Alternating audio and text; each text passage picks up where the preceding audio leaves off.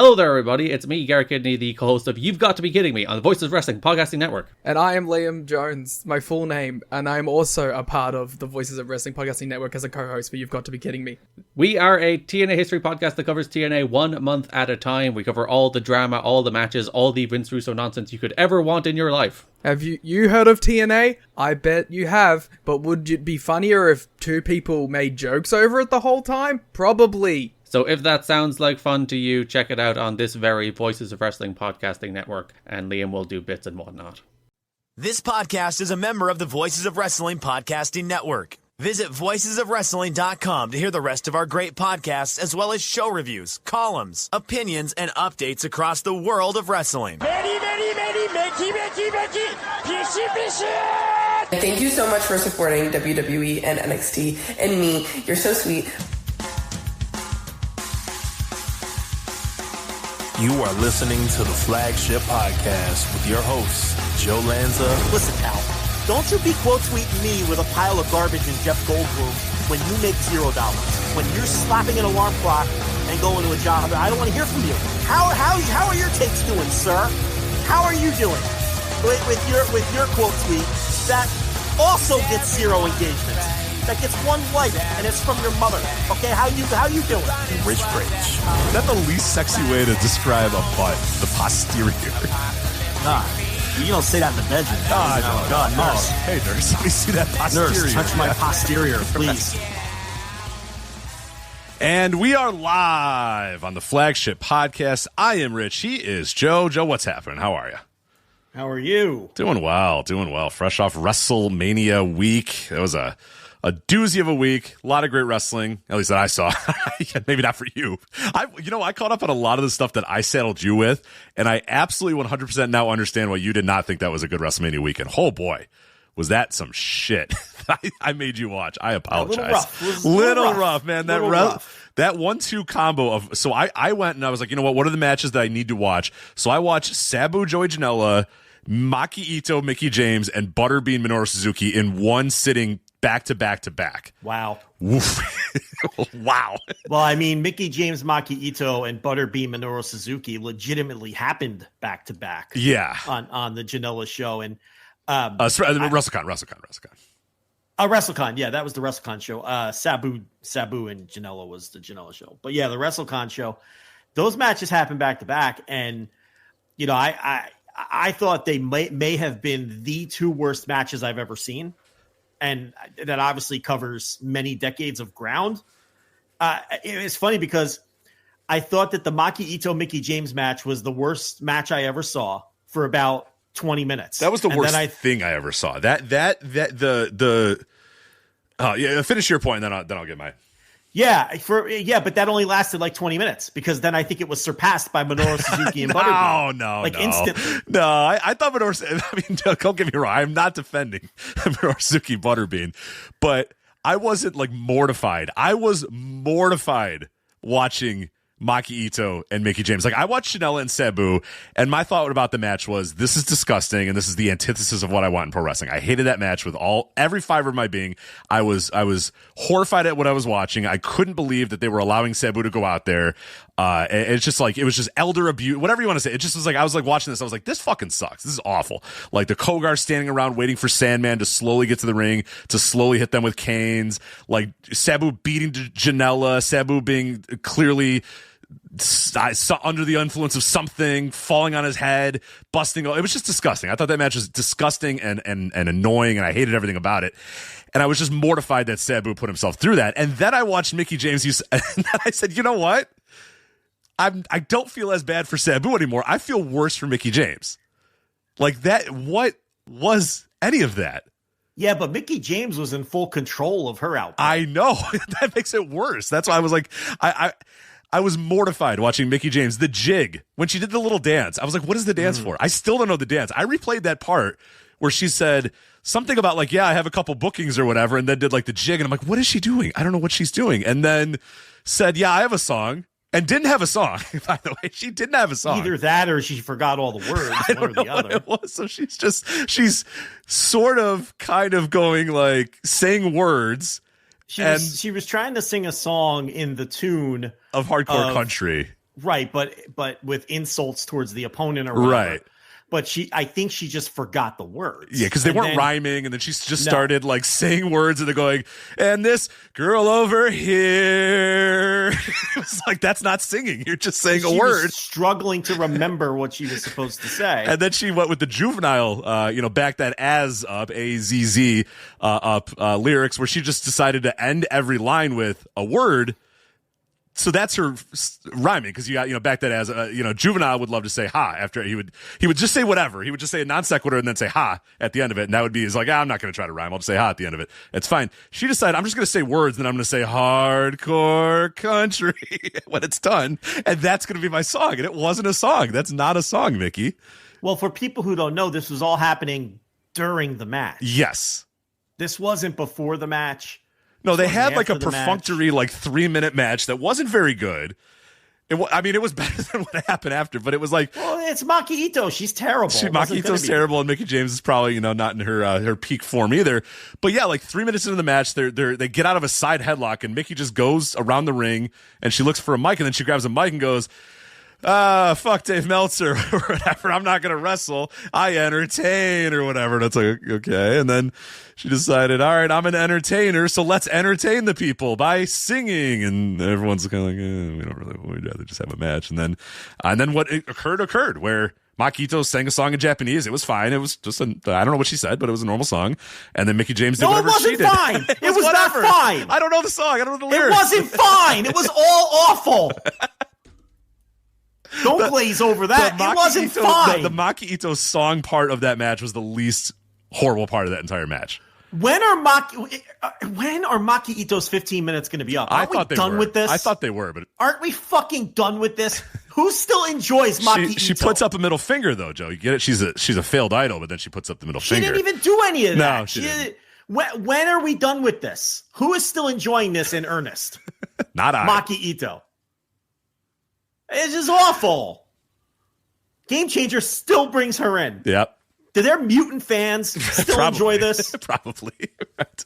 It did not work in front of the WrestleCon audience, I'll tell you that. She finished her song, got some polite claps, and then Mickie did her deaf poetry jam or whatever the fuck she was doing. Then the fans turned on her. And then the fans were like, fuck this, we're done. And then they started booing, and then they had some terrible wrestling. And then they wrestled 3 more bad minutes, and then it was over. Where Maki Ito was like, I think she was just as bad as Butterbean, honestly. Maki Ito was bad as Butterbean? Yeah. Yes. All right. Because where Butterbean couldn't even move, okay, he made up for it by really, he tried. He made faces like, I'm trying. He took it seriously. Like, he treated it like a shoot, even though it was preposterous and it was the worst thing I've ever seen. Maki Ito is incapable of even the most basic wrestling maneuvers. At one point, Mickie James threw her into the ropes to have her come off the ropes, and she did those little stupid choppy steps, and she didn't even bother bouncing off the ropes. She just turned her body around and started running the other way. Then the finish was supposed to be like a DDT, and she didn't know how to take a DDT bump. That was a rough DDT, yeah. So the thing with Ito, it's not even just the off-putting gimmick and the fact that she's just annoying. She's terrible too. Yeah, she's not a great wrestler. She's terrible. Yeah, that was pretty brutal. And honestly, I thought that was worse than the Butterbean Minoru Suzuki. You gave me high expectations of how bad Butterbean and Minoru Suzuki was going to be, but exactly the reason why, like you said, is that Butterbean at least was sort of taking it serious. But the problem is that nobody knew the rules, including everybody in the ring, including the referee, the timekeepers, the promotion, the wrestlers. No, the bell would just ring, and Dan Severn's like, I guess that's it, or I guess it's a minute. Maybe you have a rest period. Okay, yeah, you do. It's 2 minutes. Maybe it's 1 minute. Maybe it's 30 seconds. Another bell rings. It's like, I don't know, just fight again. Like, it was a disaster from that standpoint. Like, the participants all took it serious enough and at least tried to make it a thing. It was just nobody involved was on the same page. It was like 9 different people all pulling in different directions, and Butterbean just slowly trying to punch Minoru Suzuki in the stomach while Minoru Suzuki had to be like, We talk a lot about how different wrestlers, especially when they're older, can't move. He really couldn't move. He couldn't move at all. He had trouble literally moving, but he was taking it seriously. He was mean mugging. He was Nick Knowledge trying to be like, there's a lot of power behind those fists. It doesn't look like much, but it was Nick Knowledge, right? That was doing the commentary for us. Yeah, he's like those Vader, those punches don't look like much, but that's a world champion boxer, so those have a little bit of stink behind them or whatever. And it's like they couldn't. I mean, those things couldn't. They couldn't. I mean, they were nothing. I mean, well, then he fell down. He finally. I didn't think he'd go down, but he went down, and then they put each other in dueling leg locks, and that might have been the smarter way to go because you don't have to do anything except pretend you're wrenching in the leg lock. Right. And that was better than anything Maki Ito did. That's what I'm saying. I think the Minoru Suzuki Butterbean was better than Maki Ito and Mickie James. That dueling leg lock spot was more credible and better than anything Maki Ito did. But the thing with Maki Ito is, why would she try? Look at that fucking slop she was in. Like, she knew it was garbage. Yeah, I think she gave up and was just like, fuck this. I'm not doing anything. Yeah, it's just an awful. I mean, you will not find it's impossible to find two worse matches back to back. You can't. That was a long hour. That was a long hour for those WrestleCon folks. Yeah, it was really bad. And the Sabu Janela thing. I mean, one thing I'll say. Sandman gained his weight back, and he looks more like the Sandman again. He got it all back, yeah. That beer belly is in full force again, for sure. Skinny Sandman was disconcerting. I did not like thin Sandman, like the one that showed up in MLW and was making the rounds for a while. He's got that beer belly back. Oh, yeah. Strong, in fuller force than ever. It's bigger than ever, yeah, for sure. That's the Sandman, okay? That's the Sandman. He had a very strong beer belly, even in his prime. Yeah. Like that thing, like the rest of his body had like no muscle mass or no definition at all. But that thing, that was hard as a rock. Solid as fuck, too, that little beer belly. So, yeah. So, I got saddled with all the crap. Yeah, I'm very sorry. I apologize. Yeah, having gone back and watched a lot of the crap that I made you watch, I'm sorry. Well, you were there live. I mean, you should go. You're the one that's got to buy the ticket and physically be at the show. So you chose the path. And then I took whatever you didn't go to, and that's just the way it landed, So it's whatever. I did my duties. I dutifully logged in every morning and watched every one of these fucking shows. The only one I tapped out on was the clusterfuck. The clusterfuck, I couldn't. It was 4:30 in the morning. I felt like they weren't even close to the end of the match. It was just a series of people that nobody ever heard of that looked barely trained. I think the clusterfuck has to go away. I think we're done. Yeah, we're done. It's outlived its usefulness. It's not ironic anymore. It's not funny anymore. It's long past its expiration date. And I think they can just probably game changer if they want, just run a regular show in that time slot. Oh my God. It was 2 hours and 20 minutes long. The match, yeah. I'm telling you, it was 4:30 a.m. our time, and I was like, I can't do this anymore because it's not funny, it's not interesting, it's not like it's just awful. It's just terrible. It's like watching untrained people wrestle in your backyard, and I couldn't do it, so I tapped out on that and didn't finish it. It's got to go away though. It's outlived its usefulness. I think they could run a regular show at that late time slot. And they're going to draw the same people. Those GCW mutant fans are just going to go to anything GCW does anyway. So just run a regular show. Why? I don't understand the purpose the clusterfuck serves anymore. It doesn't get any kind of positive buzz. It used to get a lot of buzz. Zero buzz this year. It's just terrible. It's a waste of everybody's time. It's an affront to pro wrestling, really. And I understand that's kind of the idea, but again, it's not even in an ironic way anymore. Now it's just flat out embarrassing. Everyone has like a drunk uncle or something that you all have fun and laugh with, but it's all fun and games until he like crashes a car into a tree or kills somebody. Like that's what the clusterfuck is now. Now it's just an embarrassment. And and like the drunk uncle, we probably should have done something about it sooner. Right. We enabled it a long ago. Yeah. We laughed when it fell asleep at Thanksgiving. We thought that was funny or whatever. And then, it drove it into a tree. It drove its car into a tree. And now we're like, we knew the signs were there. We should have done something about this. Yeah. We should have done something about it a long time ago. It's time to kill the clusterfuck. So that's got to go away. That was, if you're looking for something clusterfuck adjacent that was actually pretty fun, For the Culture had a Rumble match which had the old clusterfuck vibes of being silly and stupid and not good in any way, shape, or form, but interesting because, number one, it was wrestlers you've heard of. That's number one. Number two, you never knew who the fuck was going to come out from behind that curtain. And it just had the old clusterfuck vibes of just being wacky, harmless, ironic fun that didn't overstay its welcome. It was probably like an hour long instead of 2.5 hours long. And it had a lot of names where you went, oh, I haven't seen that guy in a while. What the hell is he doing here? For a multitude of reasons, you didn't see a lot of those people. Yeah. I mean, there were a couple of guys, you look at that list and you're like, oh, yeah, right, that guy. It was the canceled Rumble. Make no really mistake, was. I should have went to that. I thought I was going to see all the canceled wrestlers at Sin City Burn. Nay. They were all at the fourth rope flyweight title battle royal. Yeah, I mean, where else are you going to see Odyssey Jones? Right. You're not getting many of them. But literally real one, nowhere. Where's real numeral one going to be? He had the Iron Man performance. He went start to finish. That's so good. He went start to finish. Oh, he won. I didn't even notice. Yeah, he went. Real numeral one eliminates Cha Charlie to win the fourth row flyweight title. Congratulations. Start to finish. Congratulations to FKA Enzo Amore, aka Real numeral one. Good for him. Not AJ Gray. Not Odyssey Jones, not Nick Nemeth. No. Joe Alonzo, who's like nationally canceled, but not Joe locally Alonzo. canceled. Yeah. Alonzo and Enzo started the match, and they made a little agreement to not get to just they did the deal where they don't beat each other up. They just wait for the next guy and beat him up. And then they did that for like the first three guys. And then so they had a little couple of canceled guys making a canceled agreement to just eliminate everybody else. And it was just stupid fun. It's what the clusterfuck used to be. It was only 35 minutes too, which sounds much better than whatever 2.5 hours or whatever the hell I said the clusterfuck was. So. Yeah, you're in, you're out. So but you had the path to greatness. I don't know what path I had, but it was pretty brutal. Shit, dog shit. Yeah, I did see some.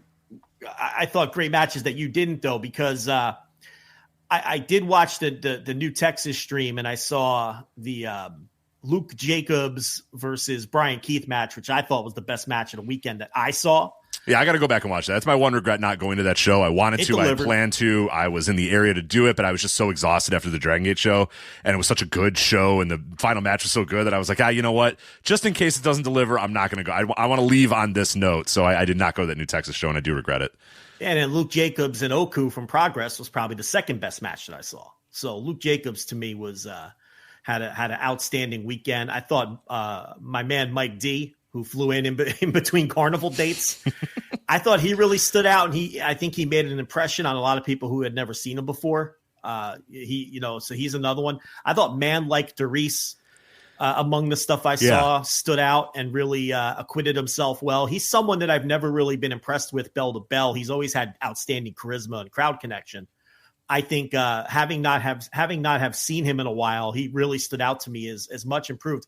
He had a really good singles match with Leon Slater on what show was that? Oh, the Ashe Wrestling, I think it was. Yeah. Ashe Wrestling. I think it was Ashe Wrestling. Or Ashe, yeah. Yeah. Did a little accent over to E, Rich. You got to pronounce it right. Ashe. No, I got it. You got to go to my preview. I extensively told you how to pronounce it in the preview. Oh, well, I pronounced it wrong all weekend until like the third day when I figured out how they were supposed to say it. But yeah, I think it was on that show. And then they had a tag match together in Progress, I think, later in the weekend. But he was another standout for me. So the path of lameness wasn't all bad because I did see. Hey, look, we picked on the two WrestleCon matches, which, believe me, they're aware that they were awful. The opening 10-man lucha tag was incredible. I mean, that match was just so much fun. I don't know if you watched that. I haven't gotten to that one yet. Yeah, I will hopefully. Well, those Panther brothers were also breakout stars. Oh yeah. The Panthers and the Lucha Solos. That was the match. I don't know if you've watched that match yet.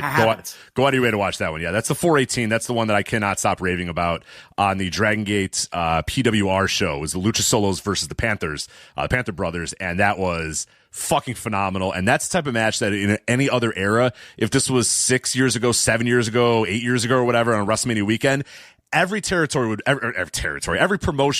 and every indie would book these guys, and you'd be annoyed. You'd be annoyed at how many times you're gonna have to watch these guys over the next year, but everybody would book them. You know what I mean? It would be like, that's the match of the year. Now everybody books it everywhere you go. I don't know if that'll happen with these guys. No clue, but it definitely should. After that, it was just like, fuck, that was phenomenal. Yeah. So the Panthers, that's good to know that they had a great match on the WrestleCon show too. They're phenomenal. They're wild to watch great. Live. They were the standouts of that match, and it was hard to stand out because I think everyone stood out in that match.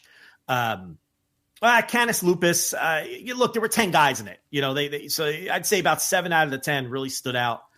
But yeah, the Panthers, they were 2 guys who I thought had a very productive weekend because now they're on everybody's radar, and I don't think they were on anybody's radar before that, at least not on a large scale. So with the stuff I saw, which was mostly the weaker portions of the weekend, those were some of the standouts for me. I'm trying to think if there's anybody else I'm forgetting, but those would be the primary standouts from what I saw. The guys that really jumped out to me on the weekend, I mentioned the Panther Brothers and obviously the Lucha Solos, the Dragon Gate guys, obviously that goes without saying. Ben K, Hyo, KZ were great all weekend. Yamato was great all weekend. The Z-Brats were phenomenal all weekend. Rich Swann, he's fucking back, man. His body looks phenomenal. Like he's got that fire back in his eyes. You always say in the eyes, dude, seeing Rich Swann this weekend, he was like, I'm taking this thing by the fucking balls. Like I'm taking the indies back, baby. So I'm curious to see what happens to Rich Swann over the next year because he looked very enthusiastic about hitting the indies and hitting the ground running again. So hopefully he can do that. And then Sinner and Saint. We've talked a lot about Sinner and Saint before. I know you're pretty high on them as well. And I know that they're in TNA. I, believe it or not, have not seen any of their TNA work. So I don't know if it's any good. I know they're saddled with Eric Young, so that's probably not a good start. I'm pretty high on them. I don't even know who they are. Sinner and Saint. Sinner. That's Judas Icarus and Travis Williams. You've seen, I know for a fact. I've seen them, but am I high on them? I thought you were high on them. Yeah, you said good things about them before. I'm positive. But if not, I can't remember. If not, their match with Lycos Jim was really good on the Prestige show, and that's free on YouTube. Anybody can go watch that one. That's the 417 Prestige. Nothing to Lose, I believe, is the name of the Prestige show. But Sinner and Saint and Lycos Jim just had a match where it's just like, nonstop, but like good tag team wrestling where they're just bouncing off the ropes, going back and like there's not any wasted motion, but it's done in a good way. It's done in like a very tag team way where it all makes sense that both these teams have like insane cohesion and stuff. So yeah, they were really impressive. They were really good on the Dragon Gate show too. The earlier in the week, the Rebirth show, Sinner and Saint. So I was really impressed with them. And Lycos Jim was solid, but yeah, otherwise a lot of the other guys that I was impressed by are not really like, Hechicero, he's good. Breaking news, Hechicero, very fun to watch live. Leon Slater, of course, like you said, he's phenomenal as well. He had 2 of my favorite matches of the entire weekend, and he's just getting better and better and better, and still stupid young. But you can see, you're like, yeah, by this time next year, he's going to be pretty undeniable. I think Leon Slater, and he's already pretty damn close to being that too. You know who had a million chances to really impress me and kept coming up a little short? You're supposed to say who, Joe? Who, Joe? Manders. Yeah, I get that vibe with Manders a lot. Yeah, I get that. Something's missing. It's like he on paper he's everything that I want to return to pro wrestling.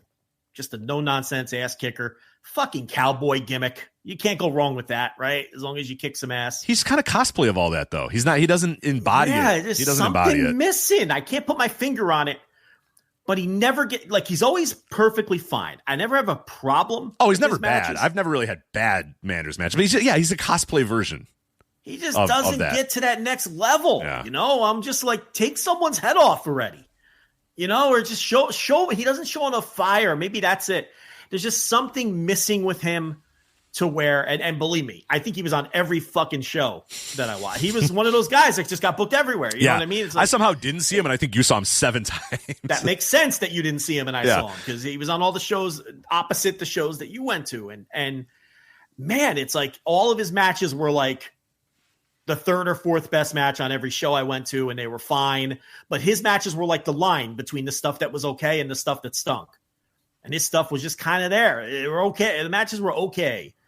And I don't know. I was just he's the kind of guy where when he comes out of the curtain, I should be saying to myself, all right, it's Manders. Let's go. But I don't, because every time I watch the guy, it's just like, I don't know.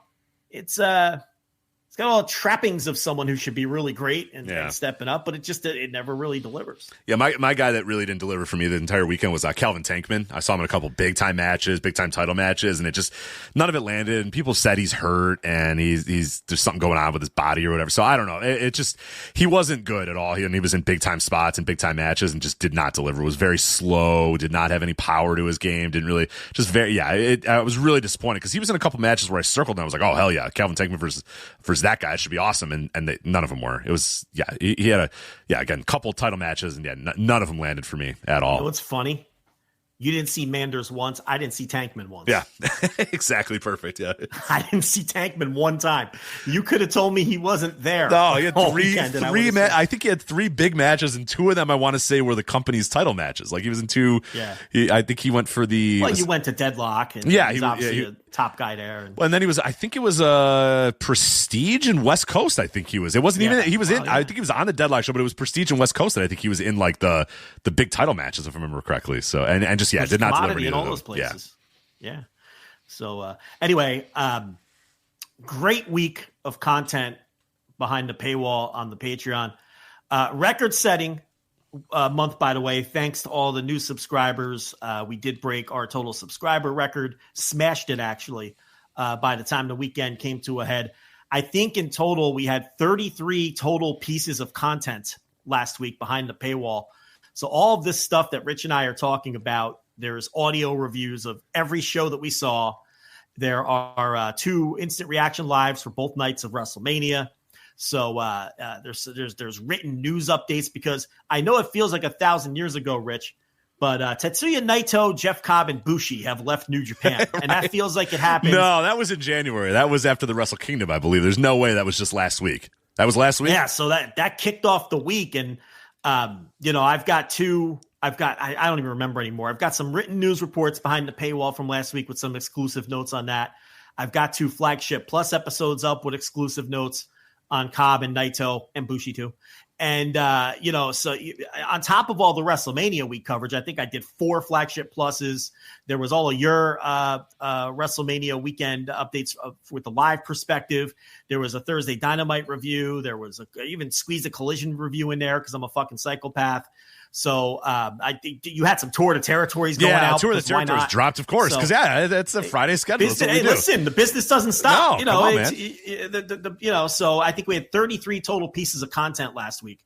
So look, if you don't like what we pump out, that's fine, but you cannot come after us for our lack of effort and work that we put in during WrestleMania week. I guarantee you, there's not another site, another entity, another podcast on earth that covered as many WrestleMania weekend shows as we did. I think we covered, it would be impossible. 22 or 23 of the shows, something like 20 or 21 shows in total, and then partial reviews of like 2 or 3 other shows. Yeah.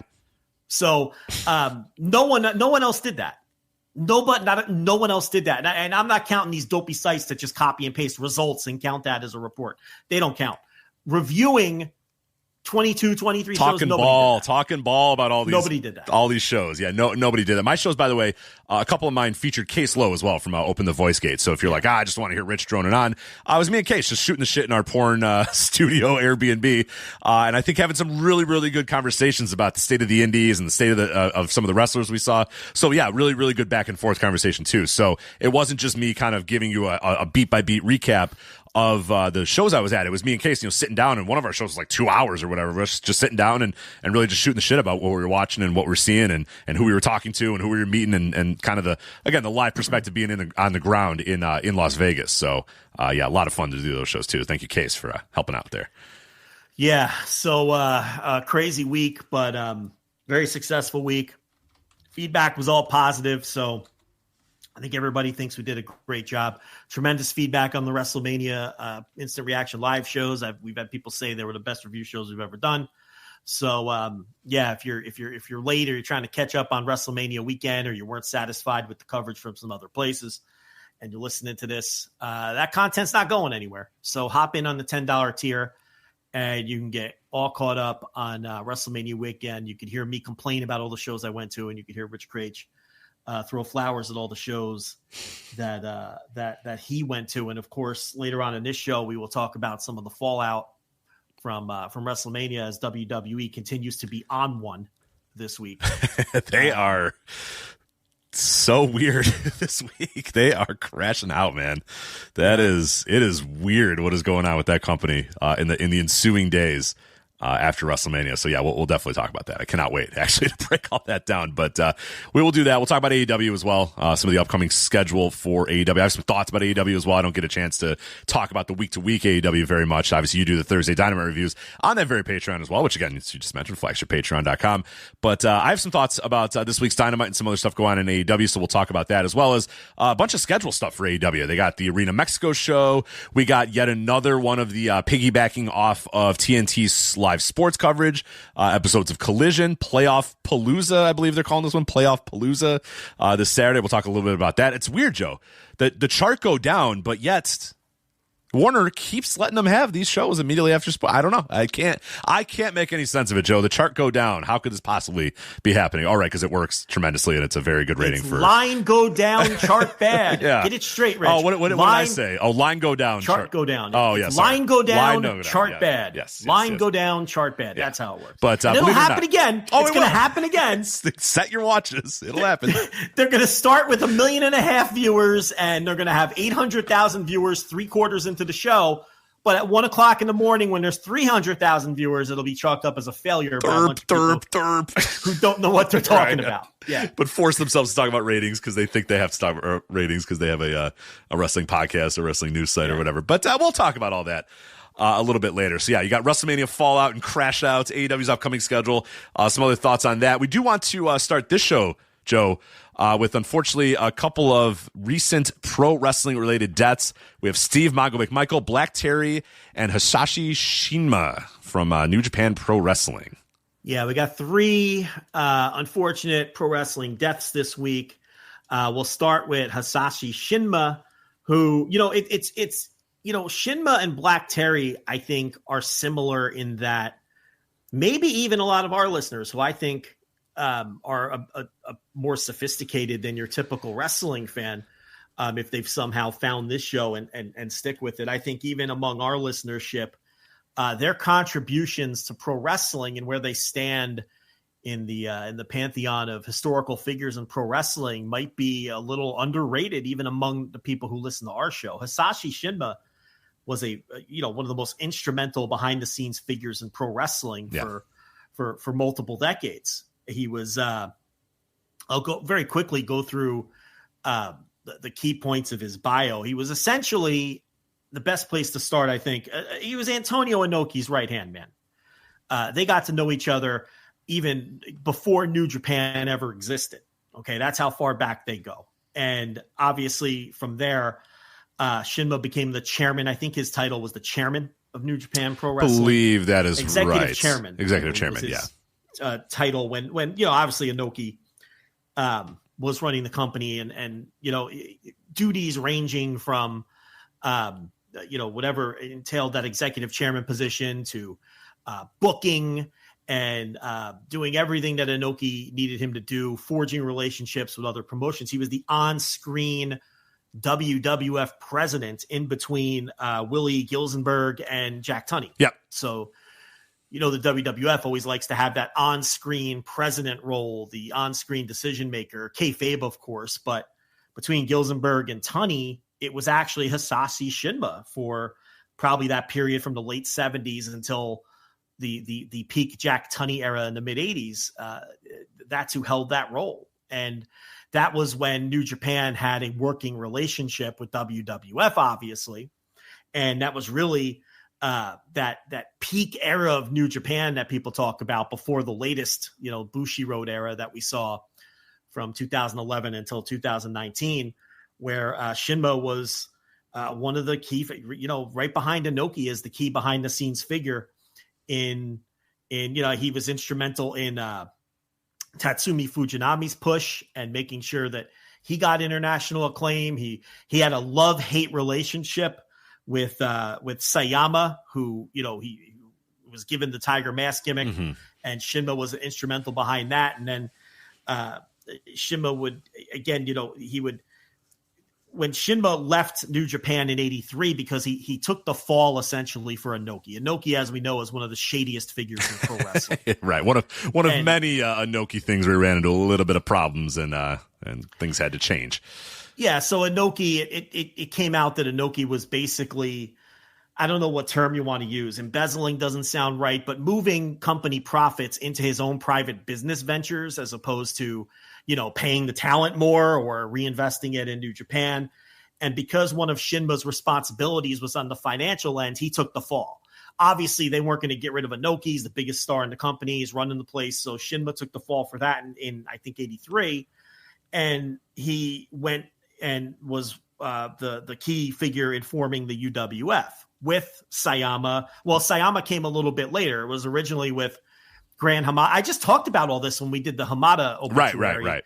And, Grand Hamada and all those guys where the UWF was going to be a confluence of different styles or whatever. But then when Sayama came into the picture, he demanded that it become a shoot style promotion. Yes. Yeah. If you want more, we're going to gloss over this really quickly, but if you want more on this, the These Days podcast was on the Voice Wrestling Podcast Network as a part of the Open the Voice Gates. They're doing a series on Michinoku Pro. And before you talk about Michinoku Pro, you have to talk about Universal. And to talk about Universal, you have to talk about Grand Hamada, and you have to talk about the UWF. So they go into extensive detail all about the formation of the UWF and how Grand Hamada is thinking, hey, cool, here's this new promotion because the idea with the UWF was going to be styles blended. It's going to be some shoot style, some lucha libre, some traditional Japanese influence, all this sort of stuff. And then Sayama came, and obviously you have Sayama and a couple of those other guys, and it slowly but surely became shoot fighting. It became like a pseudo shoot fight organization, and that's when a couple of the other guys left, including Shinma, who that was almost instantly. Grand Hamada only worked one tour, right? And then he looked around and said, "Okay, never mind. This is not what I thought it was going to be." Not going to, right? There's not going to be any of that, and then Shinma's son ended up heading up Universal. Correct. So the Shinma family and Universal, of course, was Hamada's thing and was really more closer to what the original vision of what the UWF was supposed to be. But again, it was a love-hate relationship with Sayama because, he helped get Tiger Mask off the ground, and then Sayama later nudges him out of the UWF. But then for the last however many years, they were back together because Shinma was the on-screen authority figure in Sayama's Real Japan promotion. So those guys have really, over the years, they were, like I said, the best way to describe it, they love-hate relationship between the two right up to Shinma's death, because he still had a front-facing, fan-facing role with Real Japan up until, I guess, late last year, right? So until he was the guy's 90 years old. At some point he wasn't going to be able to, and then in March he contracted COVID and he recovered from that, but then he caught pneumonia and he died a couple of days ago at the age of 90. But, absolutely one of the most instrumental figures, especially in the 80s, and one of the most instrumental behind the scenes figures of the 1980s wrestling scene, because he was really the number 2 in New Japan during one of their hottest periods, and a period that many people still think was their hottest period. And, that's debatable. I know that, even based on inflation, they made more money during, the Okada Naito era and all that. But as Dave Meltzer, I think, noted when he talked about Shinma, they no doubt had their strongest mainstream appeal during the era that we're talking about in Japan. So, Shinma's someone who maybe a lot of people who are listening have never heard of, and maybe they don't realize, because he was never a wrestler, right? And not a lot of people are old enough to remember his on-screen presence with the WWF. Yeah, right. So he fits this weird thing where if you weren't watching the WWF in 1979 and 1980, you would never have seen him on screen. And then unless you were a avid reader of the Observer or any of the dirt sheets, you would never have known the name either, because he was kind of always in the background for the rest of the other. When he's really running New Japan Pro Wrestling, and him and Inoki. Inoki's obviously the front face of New Japan, and Shinma's sort of in the background doing stuff. But if you're reading old Observers, you do hear his name a little bit, and you do know some of the stuff that he's doing. But for most people, it's a very tight window of people that would know him or know the face or know much about him, unless you were really, really into the history of wrestling and really reading the newsletters. Yeah, and, to be such an instrumental figure in New Japan, and then be the person who helped kick off the UWF, and then be at least tangentially associated with Universal after that, at least, through his son and everything else. And someone who many people give credit to a lot of the booking ideas of that era of New Japan too. So there's no doubt that he had, it's kind of like with with who's the dope that runs Marigold, that freak. Oh, Rossi Ogawa. Kind of like with Rossi Ogawa when it comes to some of the peak eras of the boom of Joshi. And what was his role actually? Was he just a photographer? Was he an idea man? Was he a publicist? Was he the booker, which a lot of people claim that he was during, peak All Japan Women? The reality is probably that Rossi Ogawa was a jack of all trades who had his hands in a lot of different buckets, but really wasn't the driving force behind any of them. And it's similar with Shinma in that the reality was he probably wasn't what we would consider the booker because, of course, Inoki is going to be driving that cart to the largest extent. But you'd be crazy to think that he never had influence in directions. I mean, look how strong he backed Tatsumi Fujinami and getting his push off the ground and all of those things. Look how strong he backed the Tiger Mask idea. So he was a big Akira Maeda backer as well. So yeah. And look, all you have to do is look at Antonio Inoki and some of the other decisions Antonio Inoki made in his life, and you could probably assume that maybe there was somebody else there that was steering the ship a little bit, to say, hey, well, what about this? What about this? Because Inoki left to his own devices usually does not end up very well. So I'm going to give some credit to Shinma, even though I don't know exactly precisely what he did. And some people actually, some people might remember him because very recently he was the guy. Well, not recently. It was about a year, 2 years ago at this point, when Nakajima came out in New Japan Pro Wrestling that one time with the shaved head and he was doing the Inoki stuff. Shinma was the guy who came out with him, right? In the robe? Yes. Yes, or he came out not with the robe, the scarf. He had the red scarf on or whatever. The scarf. Yeah. And Nakajima was patterning himself after Inoki. And I think trademark wise, they put a stop to that shit. They did. They didn't let him do it anymore. But that was kind of the idea there. And yeah, so that's Hisashi Shinma. And then Black Terry, who I think is similar in that maybe a lot of our listeners don't understand. I mean, this guy was considered in his heyday to be one of the best wrestlers in Mexico. And he runs into the problem that a lot of guys from his era do, is that we don't have really much of any footage of him in his prime. Most of the footage we have of Black Terry is when he's an older wrestler. In fact, there was a Black Terry renaissance. I don't know if you remember. Oh, this, I do. Probably about, I do. Yeah, maybe about 10, 15, maybe a little less than 15, 10 to 12 years ago. There was a big Black Terry renaissance among American. I don't know how else to phrase it other than tape traders, even though we were well past the tape trading era. American insider fans or just tape watchers. I don't know. How do you use that? What's the term today for that? I don't know. Yeah. Just people that really like wrestling and they go out of their way to watch a lot of file wrestling. Traders, yeah, I don't know. Yeah, downloaders. What do we call them? I mean, can we just keep calling people tape traders? I'm going to keep calling them tape traders because everybody knows what you mean. When you say tape trader, I know exactly what you mean. So let's go with that still. So he had a renaissance, and at that point he was in his 60s. Right. But Black Terry was doing a lot of those Maestro matches and things like that. And, I never really, it wasn't for me because that Maestro style has never been for me. It just does nothing for me. It's like grapple fuck, but even more boring. That Yave stuff and that Maestro wrestling, it's never been my thing. Right. But there was a Black Terry renaissance around that time. Maybe in the mid 20 teens, I guess would be where his footage was, a lot of his IWRG and his indie footage was coming out, where he was having those Maestro matches with the other guys from his era, and even some younger wrestlers. But he had a whole ass major league career before that, where he was one of the original UWA guys.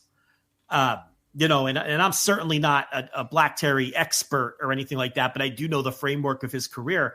But he was one of the original UWA guys who left UWA for CMLL, or I guess EMLL. I think it was still EMLL at that time. Yeah. Right. And that would have been when the leadership in UWA changed, and he saw the writing on the wall and knew that wasn't going to be a long-term sustainable place to work. So he made the jump to CMLL, and then he wrestled there for a number of years. And during all this time, and this is where you have the dearth of the footage, people who knew, and people, who the Lucha Libre insiders and Americans who were traveling to Mexico to watch, he was considered one of the best wrestlers in the world, not just one of the best luchadors, but one of the best in the world. And if you are one of the best luchadors, you're going to be one of the best wrestlers in the world. Right. And he was at the top of the class down there. And then, eventually he ended up with IWRG for the back third of his career, I guess. And then during, and then when that footage explosion, people were able to see his work. But again, he's one of these guys where like that UWA footage, there's such little of it. And we talked about it when, again, it's a lot of this stuff we talked about with Hamada not that long ago when he passed away, so it's the same problem there where there's just not a ton of it. There's some, but, and a lot of people feel that Black Terry is one of those guys where if we had a lot of his prime footage, his reputation would even be stronger than it is. And there's already a contingent of tape trader type fans who already think of him as one of the greats of all time. And, if we actually had the footage, his reputation might even be stronger than that. It's very similar. A comp that I would make for an American wrestler would be Nick Bockwinkel, where we don't really start seeing Bach until he's already in his 40s, and he's incredible. Like, he's so great. And it's like, how great must have he been when he was 28? Like, what was he like? No one knows. Right. We don't know. Unless you were there in watching these matches, we don't know. It's one of the real horrible things about like an entire era of Lucha Libre is like, we don't know. We can only rely on what people say because they just didn't. And we've explained this a couple times on the show, but it was seen as like, I don't know if it was like actually against the law or maybe it was actually against the law, but like, it was seen as like a perverse thing that you would record wrestling and show it on TV. So it was just never showed on TV. You could go to live events if you want, but it was seen as kind of trashy and not worthy of being on television. So it just was never recorded, never put on television ever.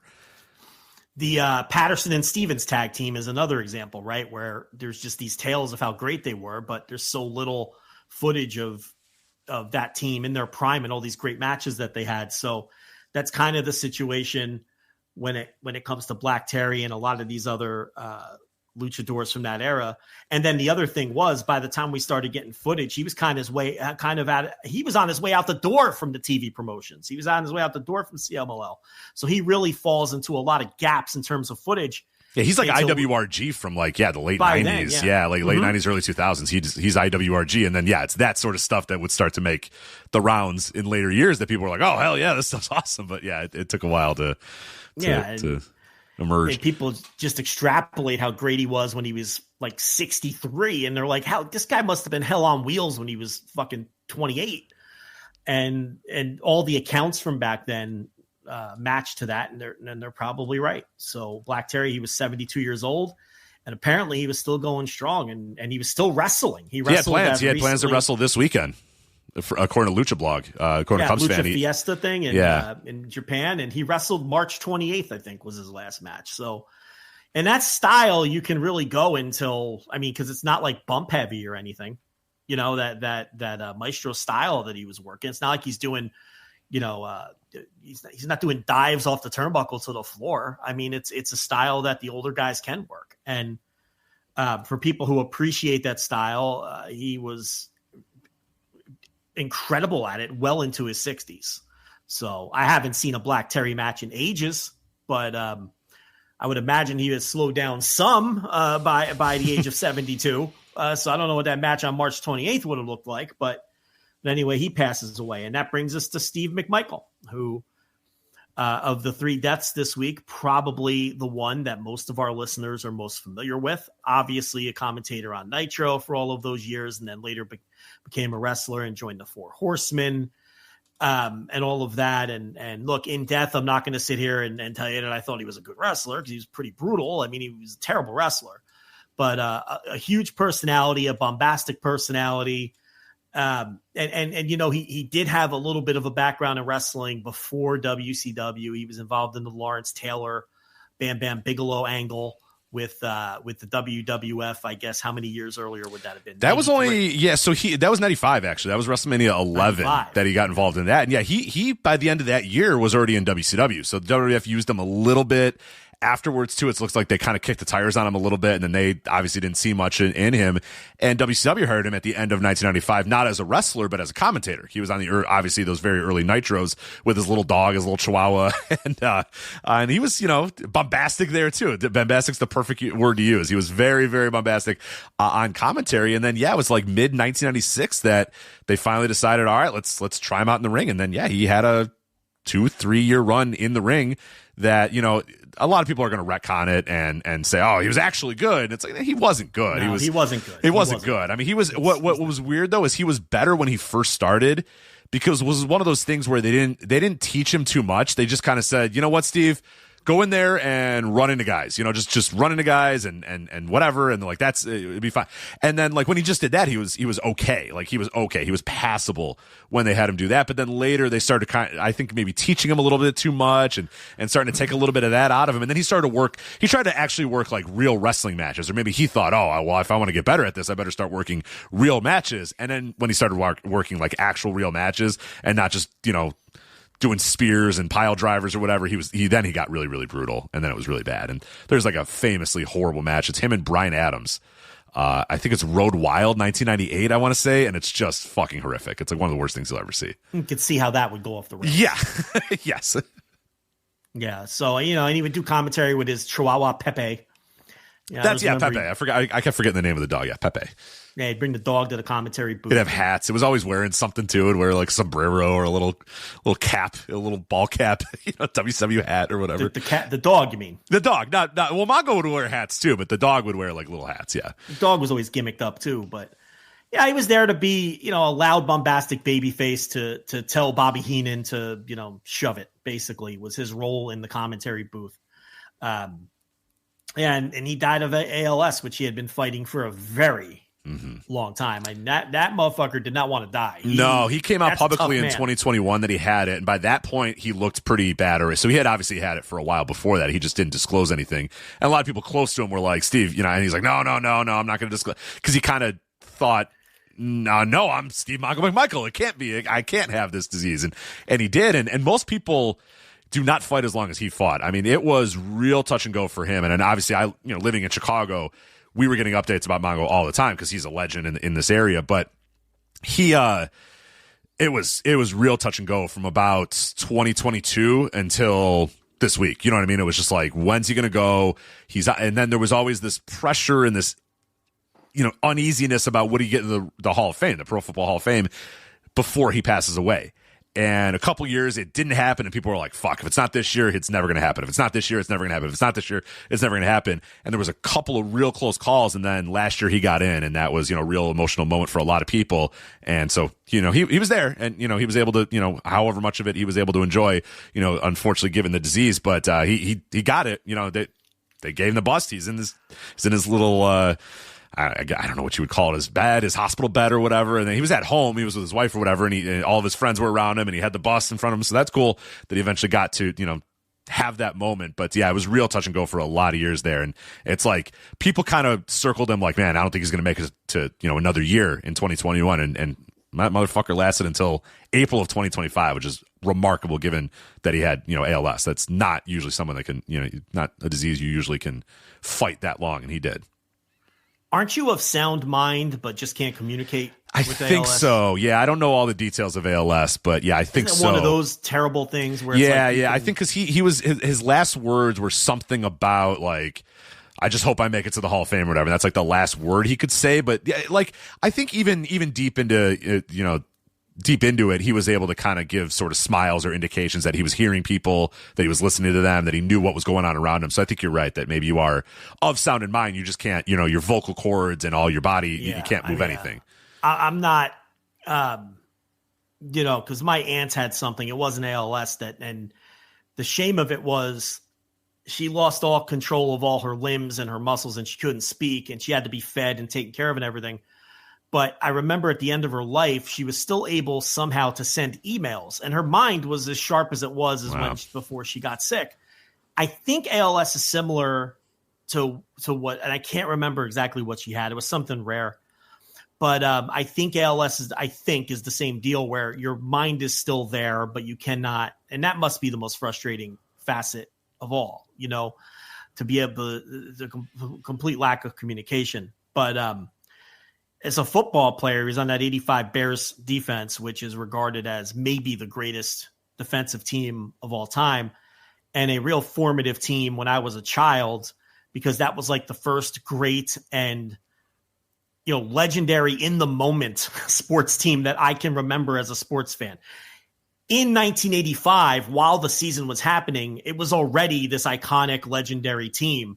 I can't imagine the level of hype and media hype they'd have if a team like that existed today.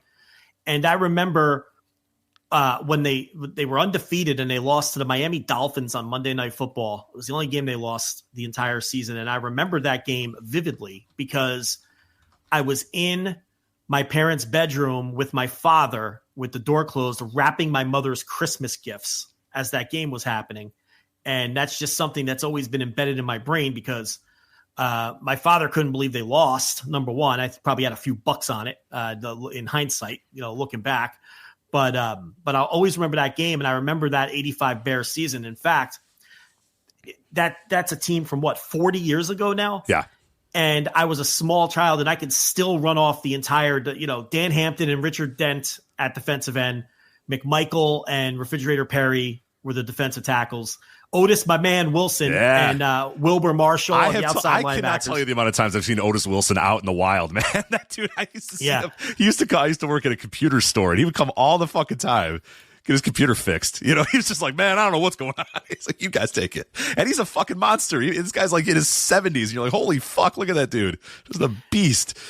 Yeah, him and Wilbur Marshall, outside linebacker. Singletary, of course, Hall of Famer, middle linebacker. And then it was Leslie Frazier and Mike Richardson at corner, and Dave Dorson and Gary Fensick. I was hoping you got Gary Fensick. Yeah. My one of my friend's moms dated Gary Fensick for quite a while. So. Oh, hey now. Yeah. Was he a big hit? Listen, was he a big hitter in the bedroom too? She every time I met, she's got a glimmer in her eye. That I think Gary was a big hitter in the field and a very big hitter in the bedroom. It looks like, because she was quite smitten all these many years later about one Gary Fensick. So. That was the era where every team had one safety who was just a headhunter. Yeah, they couldn't cover anybody. They didn't have any speed, but you didn't have to cover anybody back then because teams were they were going to run the ball 35 times a game. Right. All you had to do was the one time they were going to pass it, you just put the temple of your head, the fucking crown of your head into his chest and just drop his ass immediately, and then you're good. That's it. Yeah, your job was to destroy people over the middle, and we're not exaggerating. That was Gary Fensick's job. Yeah, you come over the middle, a lawn dart. You'd fucking lawn dart his ass into you and just destroy you. Yeah, and that wasn't a penalty, by the way. You could lead with the helmet and just knock guys out. And every team had. There was a guy on Green Bay, Chuck Cecil, same thing. Like that was his role, and really that headhunter safety. Lasted until they changed the rules. They would wear those big, exaggerated shoulder. Shit, John pads. Lynch was still doing it in the early 2000s. Yeah, there was, those guys still, until they changed the rules. But the 80s were probably the peak of that kind of safety, and Gary Fensick was one of the most feared around, and he was a veteran on that team. He was probably one of the older guys, and that was his job, just to be an intimidator in the middle. And as that Buddy Ryan 46 defense, can't play that anymore because you're gonna give up 60 points if you try to play that now. I disagree. My college football 25 team can throw out a couple 46 defenses out there. You got good linemen that can get to that quarterback as quick as fucking possible. You can do it. Better be quick. Oh yeah, you better trust me. It has to be, because there are a couple plays where I'm like, no, and then I'm like, that's fucked. It's just guys running down the field up there. Yeah. They're against spread offenses. You can't run that anymore. My Arizona State the defense, they can run it pretty good, but there's a couple plays that it leaks out, and I'm like, motherfucker, that's going to be an 80-yard touchdown, and it is, but it's all right. It's like that old Jerry Glanville defense where he would have just all-out blitz, which literally meant like 10 guys would blitz, and you could get away with that in 1989, right? You can't get away with it anymore. But yeah, I still have instant recall of every player on that defense. And, they obviously went 15-1 and then just marched through the playoffs, destroyed the Rams in the NFC Championship game. Eric Dickerson had a big fumble in that game. I remember that game vividly. And then they just destroyed the Patriots in the Super Bowl, just an utter destruction. And in the game where people are still critical of Mike Ditka to this day because they gave Refrigerator Perry a touchdown at the end of the game, and Walter Payton never scored in that game. No. It was 46-3 or something, and a lot of people felt the ball should have been given to Walter Payton in that yeah, situation. he was a decoy in most of that game. If you ever go back and watch that game, and that's sort of the plan that Ditka had is like, look, the Patriots are going to be looking at you. They're going to think, fuck, those guys are going to run through Walter, but they're not. We're going to use you as a decoy. So McMahon had a really good game. He was passing all over the field, and I forget the other backup. There was a backup running back that ended up having a really good game as well, and the fullbacks and stuff, because the Patriots just couldn't take their eyes off of Peyton, and Peyton the entire game would do play actions and misdirections and all these sort of things, and that was his whole spiel during that entire game. I think he threw a pretty big pass in that game as well, but yeah, just never. There was that play at the goal line, and they gave it to Refrigerator Perry for the an iconic moment as this big giant guy's rumbling through the line and scoring the touchdown or whatever. But a lot of people are like, "Fuck yeah!" Knowing what would happen to Walter Payton, and he would have, of course, died very tragically as well, way too early in his life too. That it was always like shit. He never got, after all those years of suffering as a Chicago Bear, he finally gets to the Super Bowl and has potentially an opportunity to score in the Super Bowl and doesn't do it. Now I don't know if he really cared that much. I don't think he really did, but I think the fans care more than him. Right. It was the score was 37-3 when Perry scored that touchdown late in the third quarter. And that's why people take exception to it, because at that point, you're really not executing game plan anymore. Give Walter Payton his flowers. You're just having some Give him fun, his touchdown. Give him his touchdown. But instead, they gave the ball to Perry, which became an iconic moment in itself in a lot of ways. And Jarrett Payton, Walter Payton's son, was the person who publicly announced Steve McMichael's death. Yeah. So the Payton family and the McMichael family stayed close. The Patriots led that game 3-0, by the way. Oh, yeah. And final score is 46-10.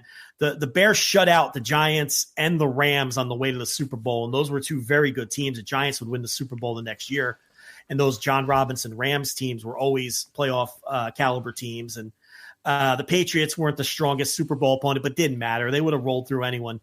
And it was the ugliest Super Bowl blowout to that point. There have been a couple since. I guess the 49ers and the Chargers, and the game we just saw this past February was pretty ugly. But an iconic team, an iconic game, and Steve McMichael. Oh, speaking of that team, by the way, you were talking about how you were wrapping Christmas gifts or whatever. The song, and I don't know if I'm sure that I think most people know about the song, but in Chicago, everybody knows the song, the Super Bowl Shuffle. The Chicago Bears recorded a song called the Super Bowl Shuffle. Now, everybody thinks they recorded that song after they won the Super Bowl. No, they recorded that song before the playoffs. They recorded that song in December. Probably before the Monday Night Football game that you're talking about. They said, we're going to record a song called the Super Bowl Shuffle about how we're going to win the Super Bowl in December. Now, obviously, in today's era, that would never happen, because that team would just get grilled endlessly about doing that. But they were like, fuck it, we're going to win the Super Bowl, so we don't fucking care. We'll record a song called the Super Bowl Shuffle. And those motherfuckers did win the Super Bowl. Yeah, so cocky to record that before the playoffs. Well before. And they won anyway. And then there was all the knockoff versions of the Super Bowl Shuffle that followed. The Rams did Ram It the next year, and teams out, even non-football teams. Hey, you want to relate this to wrestling? The Wrestle Rock Rumble from AWA. Yeah. Kurt Hennig and Scott Hall and Larry Zbyszko trying to rap. If you're never looking at that, look up the Wrestle. There's probably some people that have never seen it, but Wrestle Rock Rumble, I believe, is the song. Yeah, Wrestle Rock, AWA Wrestle Rock Rumble. A young Shawn Michaels and Mari Jannetty, on the ones and the twos rapping. So Wrestle Rock Rumble, there you go. Yeah, and that and McMichael, for those who, it took him so long to get to the Hall of Fame, and for people who might not understand and think, well, maybe it was kind of a pity thing because they knew he was near death and everything. I don't know. I think he's a legitimate Hall of Famer.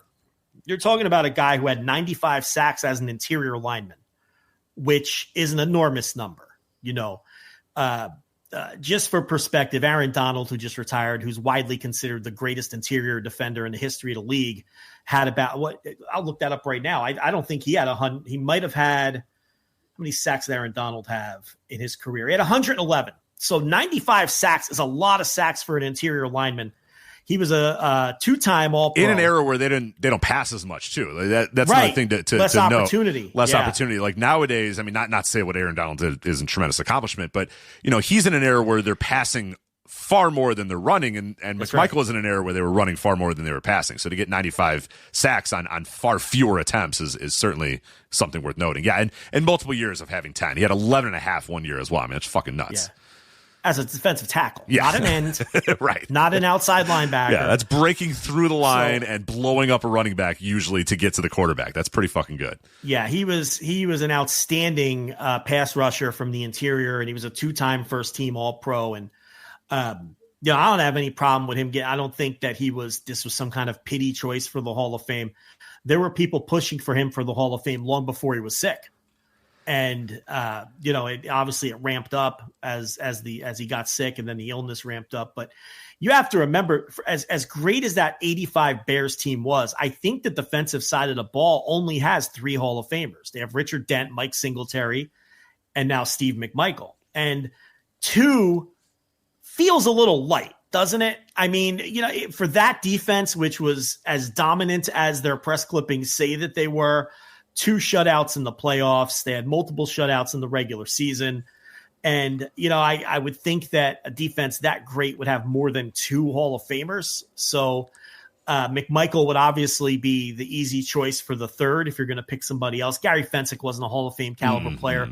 Wilbur Marshall was a good player, but not a Hall of Fame caliber player. Just going through the corners, they didn't have Hall of Fame corners. So, your choice would be, you look at the Steel Curtain defense, and I think 7 of the 11 are in the Hall of Fame, something like that. Either 6 or 7. Maybe 7 or 8. They had a prolonged run, which definitely helped on. The problem with the Bears is it was a one and done thing. And they hung around for a couple more years after that, but it was essentially just the one and done. And a couple of those guys were pretty much done. Like Otis Wilson, like the aforementioned Otis Wilson, he was in and out. He was out of the league at like 2 years later, two or 3 years later. So that definitely didn't help. Yeah. And obviously the Bears didn't have any kind of a great offense or anything during the time that defense was at its, the offense was kind of along for the ride. I mean, you had Walter Payton, and McMahon was obviously a charismatic player and a solid quarterback, but not the kind of quarterback that was going to carry a team. And, Willie Gault was a sprinter at wide receiver who, wasn't exactly a well-rounded player. Another wrestling connection, the fullback, Matt Suey, isn't that Meltzer's pal? Matt Suey? I think it is. Yeah. I think you're right. I forgot that he was the fullback. He's Matt Suey, the fullback on that team, who was the other running back on the team you were talking about, I think, who had the good Super Bowl game, because I think he scored a couple touchdowns in that game, if I'm not mistaken. He was Peyton's fullback, and I'm almost positive that he's like friends with Dave Meltzer, and I think Meltzer attended the divisional round game against the Giants. I think. Is it Matt Suey? It's I forget. I'm blanking. I'm looking through the 85 Bears to see if I can remember exactly who it is. It's one of the. It's like it's somebody on the offensive end, but I don't remember. I don't know if it's Matt Suey. No, who's friends with Meltzer? Or who's friends with Meltzer? Yeah. No, it's definitely a fullback. It's either Matt Suey or a fullback from another team that I'm confusing them with. But I remember Meltzer saying that I think he went to one of those playoff games too. Unless I'm confusing Matt Suey with someone who came later. Some people in the chat room are telling us Brad Muster. Brad Muster. That's right. I'm wrong. It's not Matt Suey. It's Brad Muster. And it wasn't. Because he's from California, so we probably grew up with him or whatever. Yeah, and Brad, who was also a Bears fullback, and it wasn't later years. Oh, he was drafted in '88. Okay, he was after yeah. Suey. Yeah, it wasn't the Bears-Giants game in '85 that Meltzer went to. It was the Bears-Giants game in the Meadowlands a couple years later that Matt Suey played. That Brad Muster played in that Meltzer went to. So. I confused my white NFL fullbacks 80s. that played for the Bears. You're right, in the 80s, yeah. Yeah, but he was at the Flair Steamboat match. That's right. Yeah, I'm looking at it right now, and someone's asking Dave, who's this guy in the green? And he says, yeah, green shirt with Brad Muster on the Bears if you're talking about the Flair Steamboat match. So he was at the Flair Steamboat match with Meltzer. That rocks. It's so good. What also threw me is the Bears played the Giants in the playoffs. A lot. Yeah, and I knew Meltzer went to one of those games. But yeah, that was Steve McMichael and the 85 Bears and Steve Mongo McMichael's wrestling career. Yeah, so I do have a couple of personal stories about Steve Mongo McMichael, because obviously if you lived in Chicago at any time whatsoever. Like Eric Kroll's in our chat room right now. He used to live down the block from Mongo and used to see him all the time. Like you would just see him. The guy would just be all over the place, all around. He would do radio hits. He was a radio host for years, so he'd always host post games and pre games and all this sort of stuff. If you went to any bar, there's probably, he probably was there drinking on the job many times during that as well. But he was like, the 85 Bears, like they're everywhere. They're fucking everywhere in the city. Now they're obviously in lesser numbers these days because many of them are starting to finally pass away. But like it just for years, like wherever you would go, there'd be 85 Bears. Just everywhere you would go, any store that's opening, they'd have an 85 Bear out there. You know what I mean? If you're opening a Sports Authority, did you guys have Sports Authority out by you? But of course. You had to have a Bear open it up. If you have a sports bar, you had to have a Bear open it up. If you had a Dick's Sporting Good, you have to have Bear. I mean, they had to be. If it was somewhat tangentially related to sports and you were opening it or doing something at it, you had to have an 85 Bear at it. So Mongo was everywhere. And one time, and this is kind of a wrestling connection as well, I went to a Bears game and he was hosting a thing for, he was the pregame host or something for ESPN 1000, which is a radio station out here. And, he's doing a hit and he's doing it. So me and my buddy walk up to him he goes to commercial break and he's walking around and he's going to get a beer or something like that. He had several. And let me tell you, he had a lot of cups with him, but he was going to get another beer. And, we met up with him. He's like, hey, how's it going, kids? In Mongo voice, like in Mongo voice. And at this time we're like, I don't know, 12 or something like that. And we're like, and me and my buddy were like, let's not ask him about football. Let's ask him about wrestling. And we're like, all right, cool. Because like he probably gets 1,000 football questions, but how many times does he get wrestling questions? So we're like one of those guys. We're like, you know what? We're going to trick him. We're going to give him a wrestling question. So we say, hey, Mongo, tell us about being a part of the Horsemen. I forget exactly what our question was. And my God, did this man just go on for 30. I mean, his host is like, Mongo, Steve, we're on. And he's like, one sec. I'm talking to the kids. So like this guy's got to do the radio hit without Mongo because Mongo's just nowhere to be seen because he's here talking about us, about wrestling, because he was so happy that someone talked to him about wrestling and not the 85 Bears or whatever. And we were children. So then he's like, oh yeah, I was talking about going up and down the road with Ric Flair. And then when he started talking about going down the road with Ric Flair, and Flair was obviously very close to Mongo still to his dying days and it was visiting him all the time or whatever. But man, the stories that he told, that he's telling us, and he's like, I probably shouldn't tell you the story. Fuck it. All right. So me and Flair, we're banging these chicks, and we're like, whoa. And my friend's mom's like, okay, I think we're ready to go. And we're like, no, this is awesome.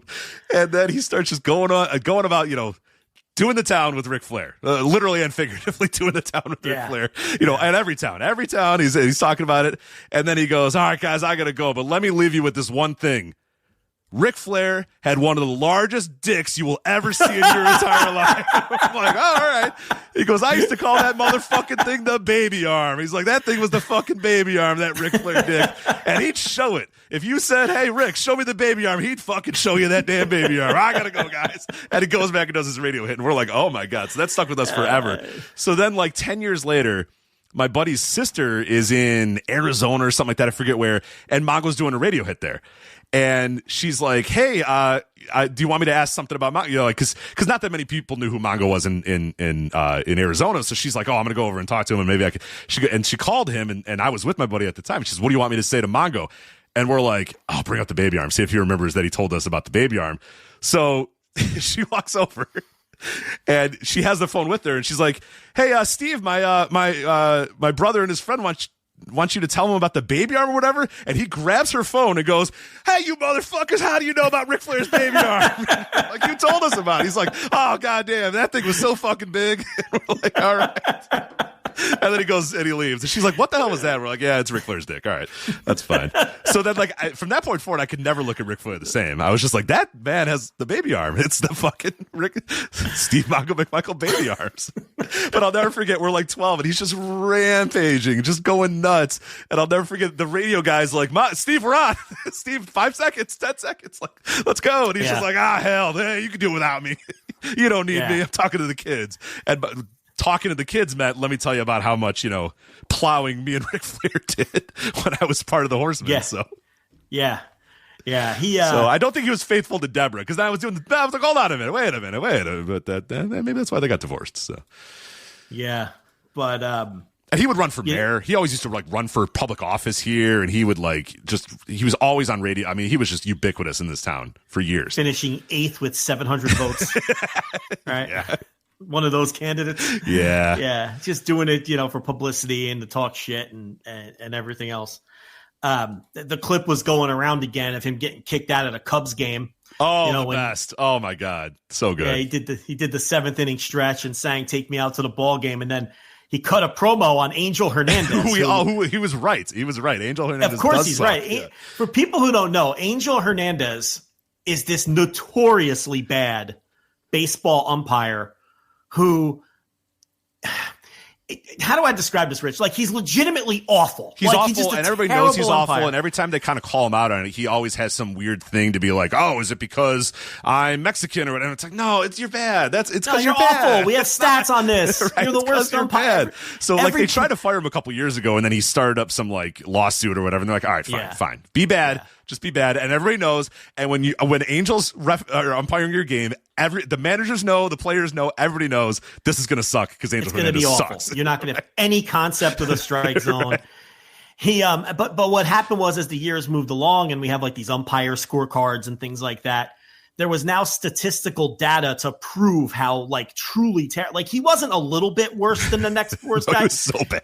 He was the worst. You couldn't. He just statistically insane. You're like, what the fuck? This guy couldn't be trying to be worse, and he be this bad at it. Right. He was just really, really bad. And then when we started to gather more statistics on it, he quote unquote retired last year or whatever. Last year or the year before, he kind of quietly went away. But most people think that they were finally able to put data in front of him and say, "Look, motherfucker, you stink. You stink. You're really bad. You have to go." So anyway, he's at Wrigley Field, doing one of his, just another horrible performance from Angel Hernandez and McMichael. I don't know if it was before he sang the song or after. It was right after. He sang the 7th inning stretch and then said, let's go get some runs. And by the way, that guy right there. That home plate umpire, he's the shits. That guy's terrible. And he's burying the ump. And Angel Hernandez takes off the mask and he's looking up at the booth. Yeah, he's staring. And then McMichael says, I want to have some speaks with you after the game. It's going to whoop his ass after the game. Yeah. So the crowd's going nuts because they all know Hernandez stinks. Plus, it's, nobody likes any of the umpires anyway. Right. So Hernandez, unbeknownst to McMichael, throws McMichael out of the game. And the umpire has the power to do that. The umpire can throw anybody in the building out of the game, if they feel they're being abusive. And the other problem is, as much as Hernandez stinks, you can't have somebody on the PA ripping the ump because that's going to fire the crowd. Oh, up. And it did. It did. Yeah. So then you're going to have an ugly situation because then the fans are going to feel empowered to you get the idea here. It's and then it could become a dangerous situation, right? So he throws McMichael out. Now McMichael is doing a hit with the local radio or TV broadcast. I forget which one it was. So he's talking to the guys announcing the game. Yeah, usually the TV. It was usually the TV broadcast. I think at that time, your post Harry Carey at that time. I forget who it was at this time. I think your post Harry Carey at this time. But regardless, it was usually on TV. Might have been Tom Brenneman. 2001. I think it's when was he a Cub announcer? Steve Stone and I forget who it was at that point. Maybe you're right. It might have been a pre-Castellanos. No, I know exactly who it was. It was Chip Carey. I think it was Chip Carey and either Joe Carter or Steve Stone at that time. Okay, so he's doing a hit with the TV guys after he sings, and the security walks in the booth while they're on the air, and they're like, "You got to go," and then he's like, "He threw me out. You're throwing me out. I got to leave the game. You're throwing me out." And this is all on YouTube, by the way. It's so good. You can pull this up, and Hernandez threw him out of the fucking game. But I love the look on Hernandez's face when McMichael's cutting he takes the mask off and he looks up at him. Yeah, he's just looking at him with his hands on his hips like, who the fuck is this guy? I'm getting buried over here. So, that's another classic McMichael story. Someone posted the pull-apart he had with Kama in the lead up to the to the Taylor Bigelow match where he's doing commentary with McMahon, and they had Kama come out and get in his face, and then they did it. But I'll tell you what, if you go back and watch that pull apart, it feels and looks like a real fight. Because now I'm not implying that they're shooting. Okay, what I'm saying is you had this ex-pro football player, and you had Kama, who's a legit tough guy, and they were tossing each other around when they were brawling on the floor. Then once they stand up and all the agents come out and everything, then you could, it's your typical wrestling pull apart. But there was some real intensity behind that. I had never seen that angle before. If I had, I don't remember it. But I think it was Bundy versus somebody, and obviously it was DiBiase's. DiBiase was managing Bigelow, right, when he faced. Correct. Yeah. So there was part of the build for the WrestleMania match, but that was a little bit of what McMichael did. Like you said, just a few months really before he ended up going to WCW with the more famous wrestling run that he had. So there it is. That's Steve Mongo McMichael, Black Terry, and Shinma. So I earlier in the show I told you the Michinoku Pro podcast was These Days. These Days was the name of the Michinoku Pro show. It's Those Days on the Voice Wrestling Podcast Network, by the way. So just in case you're trying to look for it, open the VoiceGate feed if you want to find Those Days. I think they've done 3 or 4 episodes so far breaking down the history of Michinoku Pro. Rave reviews for those as well, but episode 1 is a must listen if you want to know a little bit about wrestling history and a lot of the period that we just got done talking about in the Shinma bio. That a lot of that is covered in the Those Days episode 1. So definitely recommend that. And again, yeah, Steve Mongo, McMichael, Black Terry, and Hisashi Shinma. All right, let's get to whatever the fuck's going on in World Wrestling Entertainment. These people are not having a good post-WrestleMania. And anyway, there is damage control everywhere. Our main man, the Disruptor, is back. The Disruptor is disrupting, and I love it. Who doesn't love it? There are people. I feel so sorry for the people in this world that do not love the Disruptor. How could you not love the Disruptor? How could you not love all these fragile ego alphas just fucking going at it? You know what I mean? These guys have the thinnest skin, fragile egos, but they're also still alphas, and they're just all going for this thing. So you got damage control coming from the company. You got the Disruptor disrupting. Everybody can't stop telling you about how happy and good the Joe Hendry thing is, which is always a great sign for how good and everything. If all you have to do, if you want to know how good and how happy and how great everything goes, it's the best sign of that is constantly telling people how happy you are and how great everything is. And how you're enjoying everything. That's the best. And they cannot stop talking about the Joe Hendry thing. The Disruptor can't stop disrupting. Paul can't stop doing damage control. What the fuck is going on in World Wrestling Entertainment, Joe? What the fuck? Well, I mean, I think The Rock, I don't know if he was directed by TKO to go on McAfee or if he wanted to do it himself. I'm going to guess. I mean, they may have asked him to do it because the response was so bad to the finish of the match, or he may have wanted to defend himself as it looked like he was going to get a bunch of heat for something he had nothing to do with. But, he went on that McAfee show and he couldn't have distanced himself further from the booking of that match or the booking of anything that happened post Elimination Chamber. And there's a lot of WWE fans and wrestling media who are more than happy to make The Rock the villain here and blame him for this, what was overall a mediocre WrestleMania at best, and a main event of night 2 that was not well received at all and was considered a bomb of a main event and a bomb of a finish. But I don't, for the life of me, and I know we have a clip up on YouTube of when I talked about this behind the paywall on Flagship Plus, and I don't want to repeat all the same points that I made, but if you go through the timeline the way that I did and the way that The Rock laid it out, I mean, I know there's people calling him a liar and this and that, but the timeline adds up. We knew as far back as December that he probably wouldn't be at WrestleMania. That was reported in December by Dave Meltzer, who got every detail of this story correct, by the way, every step of the way. A lot of people owe Dave Meltzer an apology. He got everything right. But because going as far back as December 2024, we were told that it was unlikely that The Rock would be there, but it's The Rock, and if he wants to be there, right. He could show up day of. I didn't believe it because I thought one day he'd wake up and say, fuck it, The Rock wants to be part of WrestleMania. And that's kind of what I thought happened at Elimination Chamber, but as The Rock tells it, that's not exactly what happened. Right, if you thought, because this is the timeline. Then they bring him to the Netflix Raw debut, and he does that weird thing where he torches all of his timelines. He just torches all of his storylines. He just basically is out of character. He's not performing in kayfabe. He's Dwayne Johnson. He's not The Rock. And he's just complimentary to all of these people who he had ongoing storyline feuds with. And we even talked about in the aftermath of that how bizarre it was that he just killed all of his potential WrestleMania storylines. Goes over and hugs Cody and just kind of he's presenting himself as Dwayne Johnson TKO board member. Yeah. And then but that all makes sense in hindsight because he wasn't planning on being at WrestleMania. So he went out there just to give a rah-rah speech on Raw. And he figured when he comes back next year, he'll do whatever he's going to do if he wants to do Mania. But he, at that point, wasn't planning at being at WrestleMania. Flash forward a month. He gets a phone call from Ari Emanuel, and who tells him, hey, look, things aren't so hot for Elimination Chamber. We need a fresh idea. We need The Rock. Bring your mana.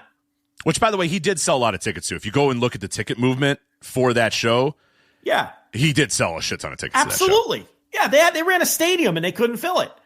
For a show at that level. So Ari, the top guy, the boss, calls up The Rock and says, we need some help. So he agrees to show up and he starts pitching the idea for the soul thing and ideas go back and forth. And he's thinking maybe turn Cody, but then they all agree and they settle on Cena. Cena's agreeable to it. So they decide to go with Cena and they do the big turn at the end of the night and it is universally praised. There was one of the greatest turns of all time, matched only by Hulk Hogan joining the NWO, one of the greatest moments in the history of wrestling, universally, effusively praised as an angle. Even we praised it, which if WWE does something and we're praising it, it must have been pretty good because we're not fans of it, of that, and even we thought it was a great turn. So he tells McAfee at that point, I call Cena, I call Cody, and I say, good luck, boys. It's in your hands now. You're two of the biggest stars going. You got 6 weeks. Let me see what you can do. Let's heat this baby up, right? He figures his job is done. He was the catalyst for one of the great turns in wrestling history. He didn't plan at being at WrestleMania. And you know how we know he's telling the truth? His promo on January 6th on Raw. To me, that's the biggest clue possible.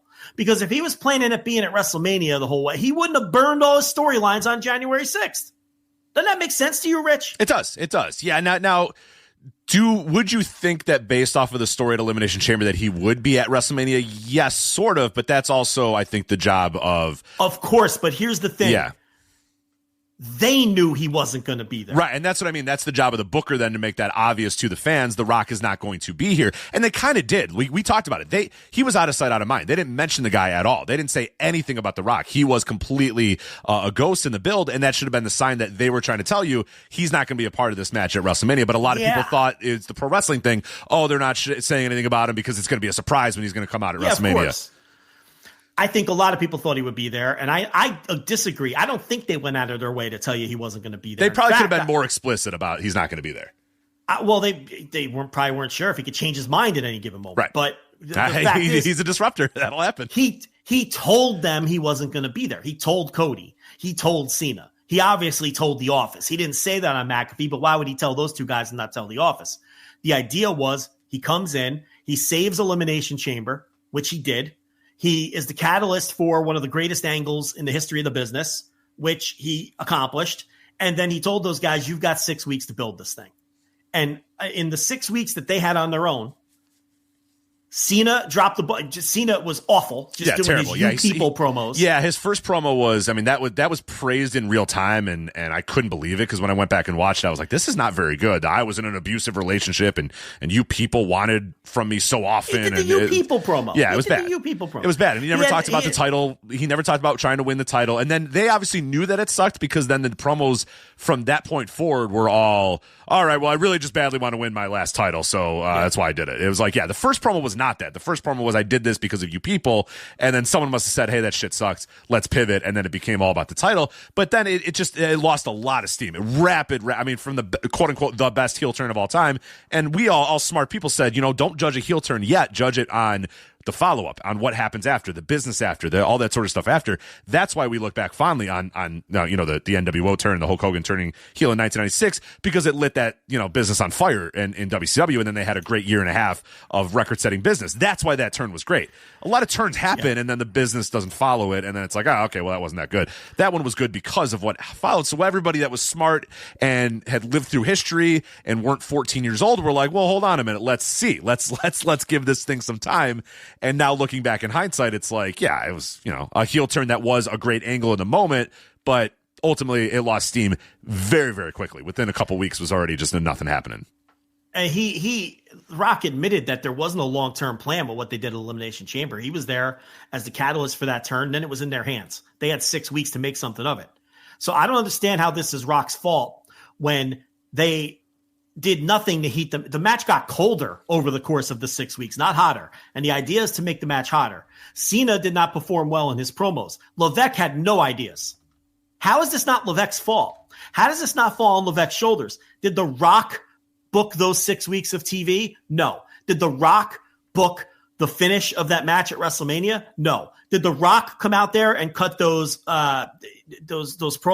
No. That was Cena and Cody. So The Rock wasn't even around. The Rock wasn't there. You brought up a great point. You brought a great point in your Flagship Plus thing that people get all mad that, The Rock, he comes in and he just interlopes and he does this or whatever. Well, he said, hi, I'm leaving. Here, I'm going to do this one thing because Ari Emanuel told me, my boss, I don't have many bosses in this world if I'm Dwayne Johnson, but that dude is my boss. My boss said, come in, fix this shit. I came in and fixed this shit. I'm out. You figure it out from here forward. And now people are mad. And it's like, well, do you want The Rock to come back and fuck things up all the time? Or do you want him to, right. He didn't want to There's come this to this idea of we don't want The Rock around and we want him to just go away. Right. But he should have been around for all of this. But he should have been at WrestleMania. Right. Well, why wasn't he at WrestleMania? Well, make up your mind. You either want The Rock around or you don't want him around. You can't talk out of both sides of your mouth. It can't be. The Rock was responsible for one of the greatest heel turns of all time. But I hate that he's around too much. But why the fuck was he not around at WrestleMania? He needed to be around at WrestleMania. And it's like, well, even though we always say we want him to go away. Yeah, well, he went away. Well, what is it? Okay.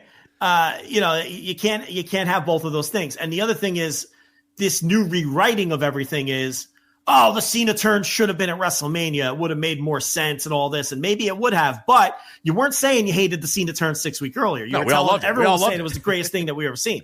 So again, you can't talk out of both sides of your mouth because you weren't satisfied with the conclusion at the end of the match.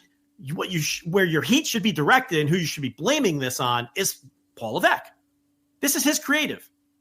He's the first one to tell us that it's his creative. Who's the guy who comes out to get the first pop on every show? Who's the guy who wants to take credit for everything? Who's the guy who wants to say, that we're a global brand and this is what we do, and he wants to take credit when who then comes out at every press conference first guy to come out at every press conference to sit down and tell you all about the records they set and the gates and all that sort of stuff. It's him. Yeah, and it's him. He's always front and center. He wants all the credit when the going is good, and we're all going to let him off the hook and blame The Rock, who had nothing to do with any of this. He told them he wasn't going to be around. It's not like The Rock shot that angle and they said, all right, Rock, tomorrow night on Raw, and then The Rock was like, hold on now. The Rock's heading back to Hawaii. No, he told them he wasn't going to be around. They knew he wasn't going to be around. He didn't just disappear. He didn't shoot angles for 3 weeks and then decide he wanted to go home and not be at WrestleMania. They were well aware he wasn't going to be at WrestleMania. We knew in December that he wasn't planning at being at WrestleMania. And he would have never been involved in any of this if you would have sold enough tickets for Elimination Chamber to begin with, and Ari Emanuel didn't have to call him up to bail your ass out. You should be thanking The Rock for coming to bail them out, sell the rest of those tickets, and shoot one of the most memorable angles of all time, which was his idea. But no, we're blaming him because Levesque couldn't book the next 6 weeks and came up with a bullshit finish at WrestleMania?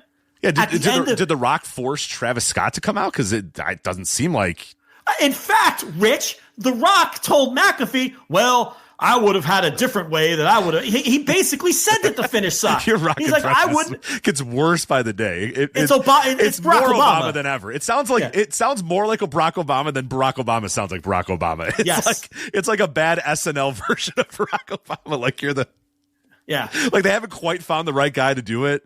Because, like the early, in every early presidency, and especially in past SNLs, like they've nailed it a little bit recently, but in past SNLs, they would try a couple different guys as Bill Clinton. Like before they landed on, Daryl Hammond, it was just like, we'll go with that. It doesn't really, you're like the third guy they try for Barack Obama, and they're like, nah, that doesn't work either. We'll find a guy. We'll keep working through a guy. We'll find him. It is a dead-on impression of Barack Obama while attempting to do The Rock. Right. I don't want to hear it. So even though I'm going to Hawaii part was good. I was like, hey, Barack lives in Hawaii. Yeah. So yeah, the point is, how is this The Rock's fault? They knew he wasn't going to be there, and they're the ones that dropped the ball for 6 weeks, and Levesque is the one who dropped the ball with the finish at WrestleMania. By the way, to cap off a very mediocre WrestleMania. Right. There was a lot two. of bad things about WrestleMania. It was not just the finish of the main event. So if you want to, even if you want to blame the finish of the main event, even if you want to blame the main event on The Rock, which I don't think is fair at all. I don't think any of that's his fault. Okay. He had nothing to do with it. You can't blame somebody who didn't book any of it and blame him. They had 6 weeks to figure it out. It's not like they did the turn the night before and then he said, all right, see ya. And then they had to figure it out. No, it's 6 weeks to figure something out.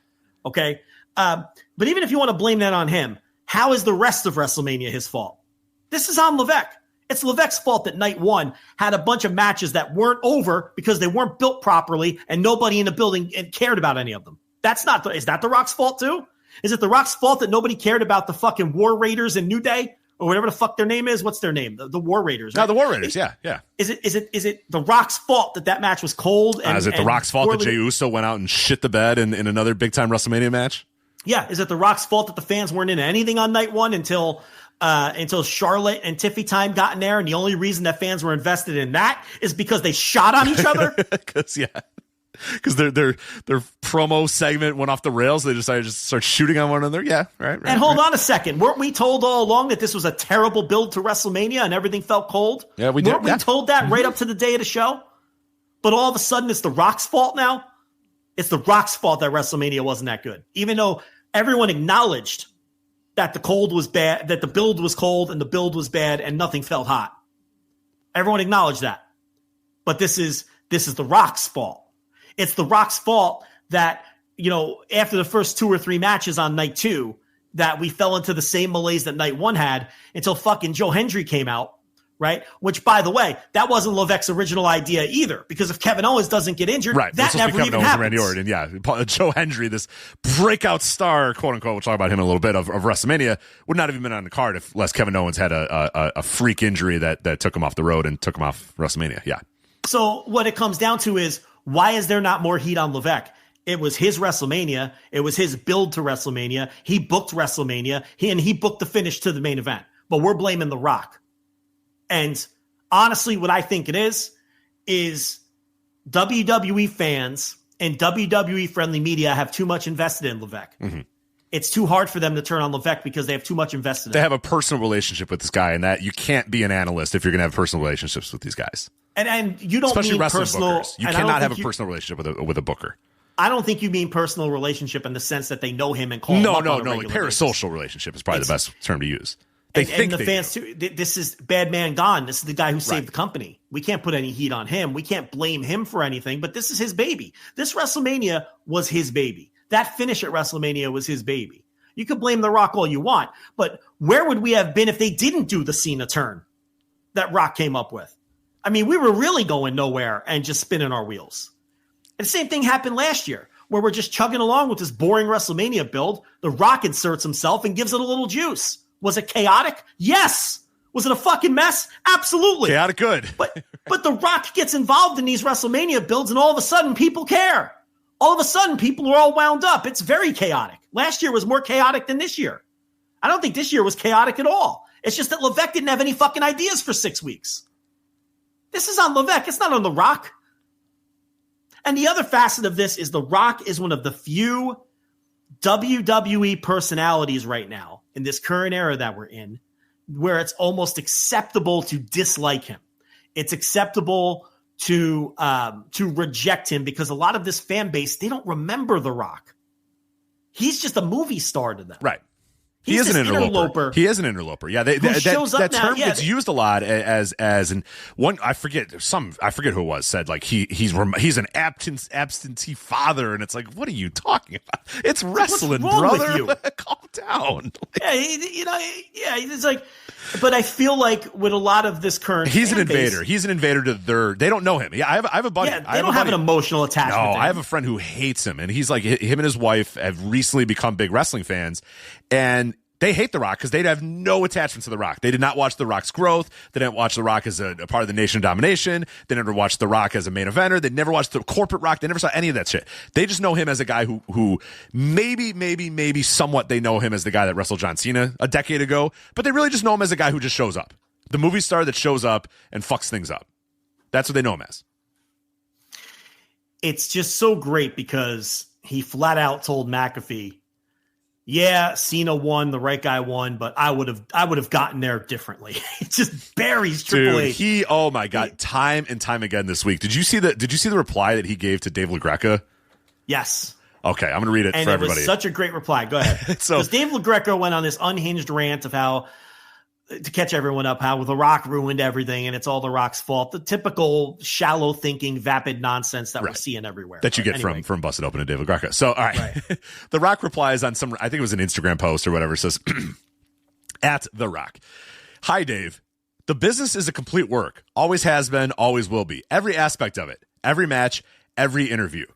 Please join me, Cody, Cena, Brian Gewirtz, and the rest of us for our creative discussions so you can expand your perspective. Until then, stop ranting. It's not healthy, my friend. Enjoy the show. Yeah. So while I disagree with his premise that Dave LaGreca can't be critical, because that's absurd and no better than when Levesque says it, who do you leave out of that statement? Let's see. Join me. That would be Dwayne The Rock Johnson. Cody, I imagine that's Cody Rhodes. John Cena, that being John Cena. Brian, as I mentioned, I believe is Brian Gewirtz. And the rest of us, I guess Paul might be the rest of us. Maybe, but the rest of us. The rest of us. It's so good. How do you not love this guy? CJ Perkins and the rest of us being Paul Levesque. How do you not love the Disruptor? Come on. That's almost as good as that Puck article where they were like, all the stars were at the Netflix Raw debut, including John Cena, Paul Levesque, The Rock, The Rock's cousin, unnamed. which was Roman, by the way. The Rock's cousin. The Rock's cousin. And another Samoan guy who I believe is related to The Rock. Yeah. All the stars and The Rock's cousin. The rest of us. Yeah. Brian and the rest of us. So Paul, good. the rest of us Levesque is how he will be referred to henceforth, along with CJP. The rest of us. Yeah. I mean, he clearly holds Levesque in utter contempt. I mean, he just no respect for the guy. At least 3 times during that McAfee thing, he completely distanced himself from Levesque's creative in the ensuing 6 weeks. He completely buried Levesque by saying that Emmanuel asked him to save the Elimination Chamber, which, as you pointed out, did move tickets. Yeah, I think it was around 7,000 or 8,000 tickets sold pretty much immediately once The Rock started getting involved in everything. Right. So, and again, to me, his timeline all makes way too much sense. I mean, the absolute tip-off is him burning all his storylines down on January 6th because he wasn't planning it being a WrestleMania. And then he did make sure to say that he watched WrestleMania from the comfort of his home. He did make sure to point that out to let everybody know that if he wanted to be there, he could have been there. But he told them he wasn't going to be there. Like so he wasn't busy. And what he said about that, because that's some people getting confused. What he was doing by saying that isn't that I was in the building or I could have been there, because he's saying I wasn't busy. I was sitting at home. My feet were up on the couch watching WrestleMania, I think is his exact quote. So that was and then they didn't need me. They didn't want me. So I stayed at home. He said, hey, look, John Cena and Cody can handle this. I did what I was asked to do, and I'm not planning on being there. I don't want to be there, which we knew back in December. And he did note, he also said, I didn't feel like it was appropriate for me to be there. He goes, because I'm busy coming up. What's the point of me coming to WrestleMania, shooting an angle, setting something up, and then I can't be there anyway because I have all these projects coming up. And these same people would be mad about that too. If The Rock cost Cody the match, they would say, what's the follow-up? The Rock just came and then he left again. What the hell? Right. So yeah, that wouldn't have worked either. But he's got his Moana reshoots and all this other shit that he has going on. And by the way, everyone knew about the Moana reshoots for months and months and months. Like that's why I believe him. His timeline makes sense. Point me to the hole in his timeline. There is none. So, and here's the thing. He wouldn't be able to go out there and tell these bald-faced lies. He can't go out there and say, I called John Cena and Cody and told them that it's in their hands for the next 6 weeks, and I'm not going to be at WrestleMania, because he has to face them if he tells that lie. He has to face Levesque if he tells that lie. And we understand that he's big dick Dwayne Johnson and he's all of their bosses anyway, but you still can't just make things up like that and go face these people. I believe him 100% when he says he made those phone calls and he told them he wasn't going to be at WrestleMania. There's no reason not to. I believe him 100% when he says Ari Emanuel called him and told him come save Elimination Chamber. There's no reason not to believe that. Because he'd be a psychopath if he made that stuff up. So these people claiming that they think he's lying, I mean, you're just coping. You're coping.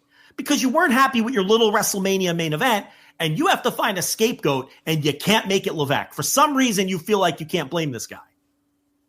I mean, really examine and look at this guy's booking track record. We talk about it all the time. The two hottest angles that have carried the company while he was in charge were set up and already hot when he was handed the ball. The Bloodline with Sami Zayn and Cody's push. McMahon recruited Cody. McMahon sold Cody on the idea of a 2-year build to the world title. It was McMahon who brought Cody in and started his push off and let him beat Seth Rollins like a drum 3 times in a row to get him off on a good start. Okay? It was McMahon. The Bloodline started under McMahon. McMahon put Sami Zayn in the Bloodline, which was supposed to be a 3 or 4 week temporary TV thing. And when McMahon saw that it was hot, he put Zayn back in it. And let's be honest, Paul Heyman is responsible for the Bloodline creative. We all know that. Mm-hmm. If you think Paul Levesque is sitting there and having sleepless nights at his desk after he puts his kids to bed, rubbing his temple with his fucking glasses on, trying to come up with the next step of the Bloodline, you're nuts. It's Paul Heyman. McMahon's responsible for Cody. Paul Heyman and Sami Zayn are responsible for the Bloodline getting hot. Levesque just rubber stamps this shit. What else has he created that's been hot? He's done a nice job with some down card stuff here or there. Right. He brought a little bit of sensibility to the show. The McMahon era had a lot less sensibility and a lot less, A to B to C, and it was a little more chaotic or whatever. And that's what the big thing that people, hang on Paul is, he came in and made the show make sense again. And, okay, that's fine and well and good. But, to your big point, if you're an analyst, if you're a wrestling podcaster, analyst, whatever you want to be, think about the relationship that you have to this guy and why you are so you shouldn't have, if you're going to be a true analyst, if you're going to be a serious analyst, you cannot have this sort of undying affection and loyalty to this guy. You have to be able to call it like you see it, or people are going to look at you. And I think a lot of people are looking at a lot of these people this week and saying, what the fuck's wrong with you? Like, what relationship do you have with this company? What relationship do you have with this guy? Like, you are not being a real truthful analyst. There's a lot of people that I've seen, a lot of people showing a lot of ass this week where I'm like, you have a really weird relationship with this company that you're supposed to be analyzing and supposed to be breaking down to your audience.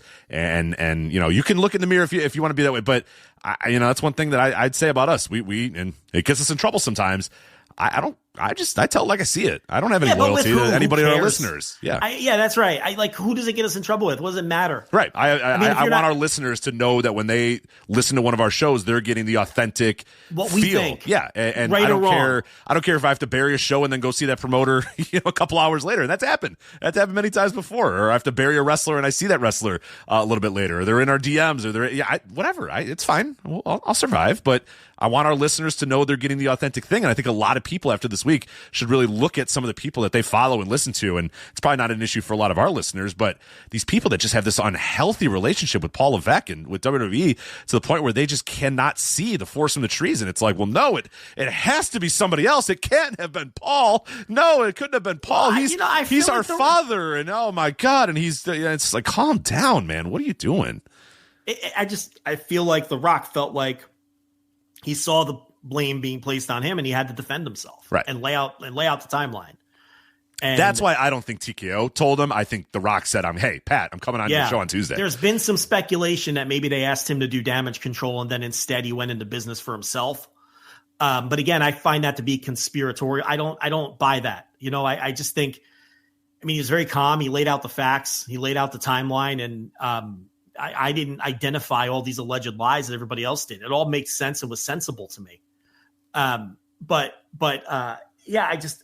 don't understand when some of the blame is going to shift to Levesque when he's not even shy about accepting all of the credit.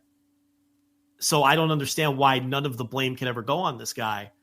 The two biggest money drawing angles in the company, as I've laid out, the biggest television draw during Levesque's booking reign, the 2-time Booker of the Year booking reign, has been the Bloodline, which started before him and started to get hot before him. He inherited an avalanche that was already moving downhill with the bloodline, especially once Sami Zayn got involved. Okay. And what has been his biggest house show draw? Cody, which was, again, handed to him. That storyline was already in motion and already had momentum. So you want to give him credit for making the shows more logical? Okay, he absolutely has done that. You want to give him credit for some down card stuff? I don't even know what, maybe Dominic or something. I mean, but the big picture stuff that matters, the reason that the company is having all of this financial success. I know nobody wants to admit this, but Vince got that stuff started. Mm-hmm. What Levesque has been very good at is rehiring people and re-debuting people. That has always worked for him. The stuff that pleases who? The stuff that pleases who? All the people we're talking about. Right. It pleases the internet. It pleases, amateur media who are more fans than media. Those are the kind of those moves please those types of people.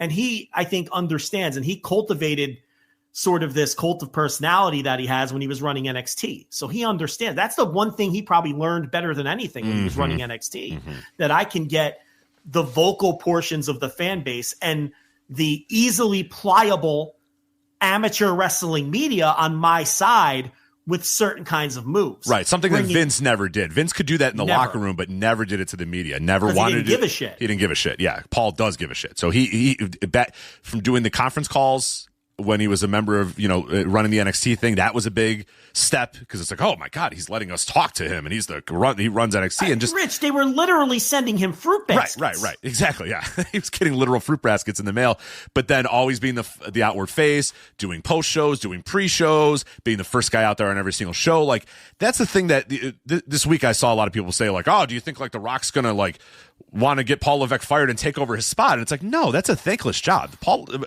The Rock, Dwayne Johnson does not want to be the head of creative for WWE. That's a thankless job. It's a 100-hour-a-week job. Yeah, it's a 100-hour-a-week job, and it's thankless. The reason it's not thankless in this one case is that Paul Levesque makes you thank him. He goes out in front of the audience and says, thank me. I'm here. I created all this. He's made himself the face of the change, and he's made himself the face of the company. Most bookers sit backstage and sit in their fucking house and waste all their time, writing these things. And it's usually pretty thankless, or you just get criticized constantly no matter what you do. Right. Yeah. So it's he's been very savvy in the way that he presents himself to his audience, and all of this stuff. We talk about it all the time, and he never allows himself to be seen or perceived as weak, which is something you talked about last week. Just this week with this stupid roast and the roast audio that leaked, there wasn't a single joke in the direction of Paul Levesque. So very clearly that was a directive. How much of a feckless pussy do you have to be to have a directive? Because are you telling me that maybe the people that work for him wouldn't have made jokes at his expense because they're for obvious reasons, but you're telling me a half a dozen different comedians willingly by choice didn't make a single joke about Paul Levesque or his nose or anything else, didn't make a single joke about his father-in-law who who has all these sexual proclivities, and you're telling me professional comedians didn't go there by happenstance? No, they were directed not to make jokes toward Levesque because he is a weak, spineless, cowardly pussy. That's why. I know everyone else is talking about the roast for other reasons, and we're not getting in any. I don't care about the fucking run and all that. But nothing shows how fragile this man's ego is than directing these comedians, these people at the roast, that they could not make jokes about him. I mean, what a pussy. But it really speaks to who he is. But setting all that aside, I mean, this WrestleMania, there's only one person to blame if you didn't like this show. And it's the guy who, books at a snail's pace, is one of those boring bookers to come down the pike in a long time, who inherited two hot storylines from the booker before him. That's who, not The Rock. Not The Rock's fault. Stop it. Doesn't make any logical sense.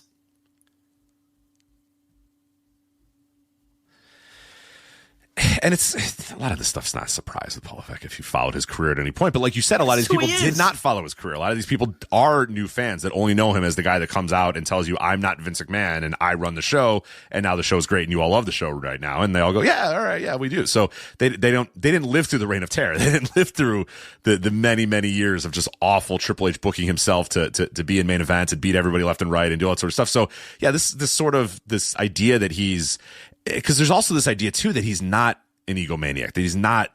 What are you talking about? Like, he very clearly is. I don't know what, but for a lot of people, that's not the Paul Levesque that they know. That's not who they know. They know just this one. But yeah, it's been a very weird week in that company. It began, that whole week of PR that WWE was on was very strange. I guess you could start it with Paul Levesque doing the, don't be a critic, just enjoy the show. Like, that sort of stuff that he was out and about doing, which I guess was getting early damage control for what I guess was going to be. Did he see it on paper and be like, "Yeah, this mania sucks," but whatever the fuck. I have nothing. I have no other better ideas, so screw it. We'll just say don't be a critic and just enjoy the or whatever. But he's the thing that you always bring up too is that if you ever do press him on any of these things, he gets very gotten to. He's gotten to so quickly. He loses his cool, and he's so close to really blowing it all up anytime he faces a shred of criticism. And I think that may be why they sort of changed their policy this year, and they denied a lot of the press passes for WrestleMania that they had previously been accepting. And what we're left with in that room now is nothing but the content creator types who aren't ever going to ask anything resembling a question. Oh yeah, he got nothing good. Yeah, he got, and he never will again, because the one question he got, I think it was from an actual literal child, was like, how important is it to bring WrestleMania to Las Vegas? And Paul Levesque's like, yeah, that's incredible. It's like, yeah, it's Las Vegas. Yeah, for God's sakes. It's like they can probably get some tourism without the WWE. Now I know they did it on Easter weekend for that exact reason, but like, well, I mean, what a waste of a question. It's just a classic. It's the classic. I'm a content creator and I don't. And again, I feel bad if I'm actually literally making fun of a child here, but I guess they're in the room, so sorry. But it's just like everybody asks that. That's the most chalk question that gets asked in every single one of these things: is how important is it to bring this show to the Dallas area? And it's like, shut up, stop. But here's the thing. We warned everybody about this for years, and I won't say nobody wanted to listen to us, but people told us we were being nerds. It's not the time or place. It's part of the show. It's part of the show that I'm not getting paid for. Why are you taking this so seriously? Why? We tried to warn people about this for years, and this was always going to be the end result. Okay. And now they're not allowing people in the room. They're not even allowing their one or two token people in the room who would ask one serious question, which Levesque would get flustered at, and then move on to all the dopey creators. Now it's just all the content creators. Like Lucas, where Lucas asked the one question, he got mad and everybody yelled at him or whatever. The Lucas Sharpio question or whatever. Yeah, it's just classic. That was probably... That may have been the nadir. That may have been it. That may have been the moment where we all just realized this is worthless. Hey, look, wrestling fans don't deserve any better because they all piled on this kid for asking a good question. And not just wrestling fans, his colleagues, the alleged wrestling media all piled on the kid too. So we know the score now, but now they won't even let those people in the room. Now they've just decided, fuck it, we're not going to let him in the room. Because I was tipped off to that weeks ago. And it's not my story to tell. And maybe it'll come out later, or maybe it has come out and I don't know. But they're denying press passes to anything resembling legitimate media now. You tell me why. Because this guy, again, he doesn't want to, and why would they? Why would they subject themselves to real Of course questions? not, yeah. They don't have to, so they're insulating themselves from it. But he wants to look media friendly. We got lucky that they allowed it, at least for a little bit, as much as they did, and we did not take advantage. Now it's over. We tried to tell people, how are we not taking advantage of this? How are we not pinning these guys to the wall every chance we get? Because we're not going to get any more chances. And nobody listened, Rich. This is what we were screaming about for years. Unprecedented access being pissed away, and other people in the media supporting the idea of pissing it away. What can you do but throw up your hands? Nothing. And we knew this would be the end result either way. If he got a bunch of hard questions, they would have resorted to this much sooner. So, it makes you sick. It does, yeah. But it's been a fun week to watch them just unravel, and we'll see what the end result of that is. I know a lot of people are thinking, and ready for, okay, and I saw this a lot on especially on our Discord. I saw a couple people say, so what's the end result of this? Is The Rock going to want Paul Levesque to get fired or want to install Brian Gewirtz? And is Paul Heyman going to want to take over the book? None of those people want to do this job. They have a golden chance right now. These guys come in whenever they want, largely. Paul Heyman gets to handpick his main eventers that he does his main event stories with, so he doesn't want to sit in that room and figure out what to do with Rusev or what. He doesn't give a fuck about any of that stuff. No. He's got his own little thing that he can do. That guy worked his ass off for years and years and years to get to this point where he can make a shit ton of money to say, hey, I have a main event angle with Roman Reigns, and this, he's fine. You know the thing about Heyman? He wanted to run the wrestling business. That was his goal from, when he was 20 years old and managing, and he's going to Memphis to manage and causing trouble everywhere he went. And he wanted to run the wrestling business. He took a crack at it at ECW and they came up short. And the thing about it is he kind of is running the wrestling business, because as we talked about, he's the driver behind all the bloodline stuff. He saw that petering out. He saw that Solo Sikoa was a big old zilch and it was nothing but a dead end, and that they were never going to get anything out of him. He saw that, Gorillas of Destiny and Tala Tonga, that this thing wasn't really going to go. This wasn't going to, it peaked. And he saw that. No more inning talk. No more talk about any innings anymore. I guess the game's over. Yeah, the game's over. Yeah, we're in the car. We're driving home. Yeah. I don't even know. We're like in an 18 inning marathon where everybody left already because they got to go to work tomorrow. That's where we are with the bloodline. Okay, that flame is petering out. So what does he do? He pivots to Braun Breaker, because of course he does. Locks onto the guy who he thinks the next up-and-coming guy in the company. And he's going to be right about it. Because he's always right about it. Right. It's Brock, and then it was Roman, and it's the bloodline, it's CM Punk, and it's, and now he knows that that's done. And he's got to get on the ground floor of the next thing, because what does that do? That secures his position. And he gets in Braun Breaker. He's going to do the same thing with Braun Breaker that he did with CM Punk and Roman Reigns and Brock Lesnar and all of the others. He's going to get in Braun Breaker's ear. He's going to do what Paul Heyman does. And he's going to be writing Braun Breaker storylines for the next 5 years. And he's going to be right there by his side. Yep. Extending his main event run another 5 years. As he low-key runs the wrestling business. Because he's the one running the main events. You see what happens when Levesque runs the main events Sunday night. Nobody's shitting on Saturday night. Who handled that one? Probably Paul Heyman. Yeah, not probably. Right. Okay, so in a way, he did win. He got what he wanted, but he doesn't, He gets none of the stress. None of the stress that nearly killed him, numerous times throughout his life. He doesn't have the title. He doesn't get the heat. He doesn't make quite as much money. But this is a man, millionaire, many times over, who in reality is the one running the things that matter. And he's latching on to the next guy now. And if he's still around when Braun peaks, he'll find the next one. Believe me. Because he has the eye for it, and he can identify it before the rest of these dopes. And he's almost never wrong. So, so Heyman, he just keeps on moving along. Yeah, he definitely does not want that position, the stress of that position. And people mention what he assessed Solo Sikoa and said, I'm out. Yeah, said deuces. I'm good. That's no thanks. How about Braun Breaker? Yeah, and believe me, he'll try to find a way to finesse his way to Jacob Fatu. Oh yeah. He'll find a way. So Paul doesn't want this job. Now, Paul Heyman doesn't want this job. Now, people mention, what about The Rock and Brian Gewirtz and his guy? Why would they? Brian Gewirtz gets to be The Rock's right-hand man who, essentially, when The Rock decides he wants to come in and do something, he says, Brian, get in. They're driving a little motorcycle. If it's a motorcycle motif, Brian Gewirtz is in the little sidecar where The Rock's like, all right, we're going to Raw. We're fucking shit up. I'm disrupting. Come with me. And then Brian Gewirtz gets to come with them and disrupt. Brian Gewirtz doesn't want to sit there for 100 hours every single week and write out the TV show and figure out what to do with Alpha Academy and fight. No, he doesn't give a shit about any of that stuff. He gets to get paid probably pretty handsomely to do exactly what The Rock wants him to do. That works out pretty well. So it's like, I don't think that guy wants it either. I think they're perfectly happy with Paul Levesque being in this position and just coming in and fucking shit up. And when it sucks, saying, yeah, that sucks because of that guy. That's a good position to be in. To have him be the fall guy for all this sort of stuff. They don't care until they're going to have to care. Yeah.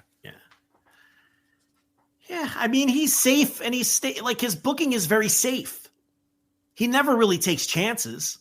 His stories move at a glacial pace. This was the same case in NXT. That's why I don't understand why people can't see it, is that we saw that that's how his booking was going to be in NXT. It was good, and it was different from Vince McMahon's booking, and that's what made NXT stand out. And then you had great wrestlers that were having great matches or whatever. But as time went on, it was like, yeah, there's not much here. He really, how many times did they do Ciampa and Gargano? You know what I mean? They'd fight, they'd team, they'd break up, they'd fight. And it was just like, oh my God, do you have another story? And no, he didn't. Adam Cole Gargano. Do you have another story but Adam Cole and Gargano? No, you don't. Do you have anything but just some guy versus Johnny Gargano? No, you don't. And that was the case with NXT as well, is we saw it then. So it shouldn't be that surprising that that's what his booking is. Now, there's times where that is welcome, where it's nice that you can go in there and you know what you're going to get solid A to B to C, but the problem is that A to B to C is going to take fucking 2 years. And it's dull as dirt. And it's going to be dull as shit. So, yeah. And it was and everything else was being carried by, the Bloodline and Cody, which were, wildly successful. And a company that's become a marketing machine in a lot of ways too. And that, I'm not taking all the credit away from him, but that company has also kind of figured out how to, they have in many ways grown with the times in a lot of ways, and they're just an absolute marketing dynamo that knows exactly where to be on what platforms, how to be on what platforms, who to, they nailed it in that case. Well, they hired Nick Khan. Yeah. And then Nick Khan hired all of his people who are fucking sharks and the best at what they do. But that has nothing to do with the creative end. Right. The creative end is just steady, boring, and consistent. And it was exactly what they needed coming off of Vince, which was chaotic, nonsensical, and all of those things. And Vince was really starting to lose it in a lot of ways, but he had been, this is all, you can go look at the numbers. It was starting to reverse course towards the end of Vince, thanks to the Bloodline and Cody, because they had found something once that Sammy element was added and the Cody thing was working. And, and Vince knew that the Cody thing was going to work, and he believed in it. Remember the big debate when they brought Cody in was, are they going to push him or are they going to bury him to prove a point? Right. No one really knew. The options were push him to the moon and tell the rest of the AEW locker room, hey, look, the grass can be greener here. And that's what you and I advocated for. And that's what we suggested. Yeah. They need to push Cody to tell the rest of that locker room, hey, look, we're not going to hold it against you. We'll push you. Right. And you'll make more money here because you'll be a bigger star here. And that's the option that Vince chose. As opposed to choosing, and it was up in the air, as opposed to choosing, let's prove a point with Cody and show these AEW guys where they really stand. In another era, Vince may have done that, but you do have to hand it to him on this one. He nailed it here. Right, said, what I will do is I'm going to turn the narrative by bringing this guy back, a guy that when he left this company was a nothing. Mm-hmm. And became a something there, and we're just going to push him as exactly the same guy. He's going to have the same music, the same everything, and we're just going to say, that guy that you just watched in AEW, well, he's a top star in our company now, and we have him. Right. We're going to tell the world that the biggest star in wrestling wanted to be here and not there. Right.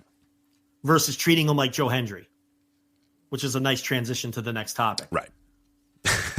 Yeah, this is a great, the Joe Hendry thing is classic. And we talked about this a lot on Sunday. We don't have to reiterate that. Again, there's a clip up on YouTube if you want to hear what we had to say on Instant Reaction Live on Sunday about the Joe Hendry thing. All I need to know is that fact that nobody can stop talking about how actually this is good for Joe Hendry and actually this is good for TNA. Like every quote, every person, oh, Joe loved it, or Joe was so happy with it, or Randy suggested Joe, and oh, it's good for, everybody loved it, and internally everybody loved it, and everybody in TNA loved it, and it's just like, we heard you. Okay, everybody loves it, it's great, and it's wonderful. All I have to tell you is anytime you hear how great and wonderful something is, it's usually probably not that great. To that extent, don't protest too much. Right. They've got Joe Hendry basically on a media junket telling everybody how pleased he was with it, and how well it went, and how he's happy with it, and how everybody told him it was this great thing. And the bottom line with this is, look, this is going to work out for everybody. It's going to work out for WWE because they're going to sign Joe Hendry when his contract's up. It's going to work out for Joe Hendry because he's going to be working in WWE very shortly. It's going to work out for Randy Orton because, as we see now, he's the next challenger for John Cena's title. So a squash match at WrestleMania that has everybody talking was going to work for him. Who it's not going to work out for at all is TNA. And that, I think, is where a lot of this debate is being lost. A lot of the people who are insisting that, he got the rub. He got a WrestleMania moment, Joe. Come on. A WrestleMania moment. The exposure. How many times do we have to hear 60,000 people got to see this? Millions got to watch it on, well, not that many millions. We'll talk about that in a second. That's right. Not that many millions. Biggest, we keep hearing about the rub, which shows you that people don't know what these terms mean. It's not, you don't get any rub when you get squashed, humiliated, and then double humiliated in the post-match. You're not getting rub from that, okay? If that was the rub, then every jobber in the 80s working on those syndicated shows would be enormous stars because they all got beat by the stars every week. How come they didn't get any rub? That's not what rub means. Okay. What's exposure worth when you're presented that way with all of that exposure? The larger the exposure is, if you're being presented in that way, is actually a negative because more people see TNA as a joke. It's not going to work out for TNA. In fact, in the last 7 days, the show that they're running on Long Island was Slammiversary. Is it Slammer? I think it's Slammiversary. Rebellion's the next one, and then Slammiversary is the one they're running in UBS Arena. Okay. Everyone talks about the rub that TNA got and the exposure they got with 60,000 people and millions watching at home, and how this is the best thing to have their champion simply for the rub and the exposure. In the last 7 days, that show has sold 61 tickets. 61 tickets. That's what your exposure is worth. That's what your rub is worth. Nothing. Nothing. There's not a single person in that building of 61,000 people who are going to go buy a ticket to Slammiversary or any TNA show because Joe Hendry got humiliated by Randy Orton. Right. Rebellion That's is not this how weekend, this by the way, works. for people that are going to correct it. Rebellion is this weekend, but the one that we're tracking is Slammiversary because that's the big show at the UBS Arena or whatever. Yeah, the one at the UBS that they're running. Yeah. Correct. It's you see these arguments and you see how they've got Hendry sort of on this press junket defending this thing, and it really does become a don't protest too much sort of situation where it's like, why are they defending this so staunchly? Mm-hmm. Right? It's, look, they don't give a shit. It'll work out for Hendry, of course. No one's denying that. By the way, if you're going to reply, well, it's actually good for Joe Hendry. We agree it's good for Joe Hendry. We're talking about TNA. We're talking about TNA. Because Hendry's going to be a good soldier and do whatever's asked because he wants a job. Yeah. A job he's going to get. Joe Hendry memed his way into WWE. Good for him. Yeah, a bad wrestler that they didn't sign. A bad wrestler that they didn't sign back when they were signing everybody in the United Kingdom. Anybody with a pulse in the United Kingdom that would sign, did sign, except for Joe Hendry did not. They did not pick him as one of the guys to sign. Think about that. And he's never been good, and he's going to make his way all the way to he was on WrestleMania. You're right. That's true. A 37, 38-year-old guy that's not very good made it to WrestleMania and is going to make it to WWE and will probably be a part of the main roster very soon. That's an accomplishment for him for sure. But don't sit here and try to spin this that this is a positive for TNA. No. This is in no way, shape, or form a positive for TNA. Historically, these situations have never been a positive for the company whose champion has been humiliated. We talked about the Taz scenario behind the paywall with Triple H. Taz got humiliated as ECW champion in a very similar manner. Not even as bad as this, honestly. One facet of that I forgot about is Triple H beat up Tommy Dreamer during that match too, to really rub it in. Okay? And that didn't help ECW at all. Who did it help? It helped Triple H and it helped WWE. This is WWE asserting their dominance over TNA, which, as having the high ground in the business relationship, they can do and they will do if TNA lets them get away with it. Why wouldn't they? If I were booking, I would do the same thing. If the partner promotion allowed me to do it, of course I would present my promotion as incredibly dominant over TNA. There's no reason for me not to if they're going to allow me to get away with it. I blame TNA for allowing this because it does nothing for them. What this did is it told 61,000 people and the million people watching at home that TNA is a joke, their champion's a joke, and that they are so far beneath WWE that they're not even worth your time. I mean, because Randy Orton didn't even take their champion seriously. He didn't take him seriously in the match. He squashed him. Then he fake endorsed him and gave him another finisher and humiliated him again. But Randy picked him, which people are seeing that as like, people are saying, oh, Randy picked him, as if Randy didn't think, hey, who can I go in there with and not have to do anything and get big pops? Yeah, give me that Rumble guy. Give me that and Hendry just treat guy. like a Joe. Right. Yeah. I could work I know he'll 7 get a big minutes. pop. I could do 2 RKOs and go to that pay window and be out of there in 10 minutes. And it'll be hot because the fans are going to pop for him. And it'll, and all, of course. They see Randy picked him as like a thing of like, oh, well, yes, usually hard worker Randy Orton. Like, you know what I mean? He picked him because he was like, who can I have the easiest gig with? And it wasn't just the second RKO after the match. Then he mocked the guy's turn, like the turn gimmick he does. Mm-hmm. Then he mocked the guy and did the Joe Hendry turn to mock him.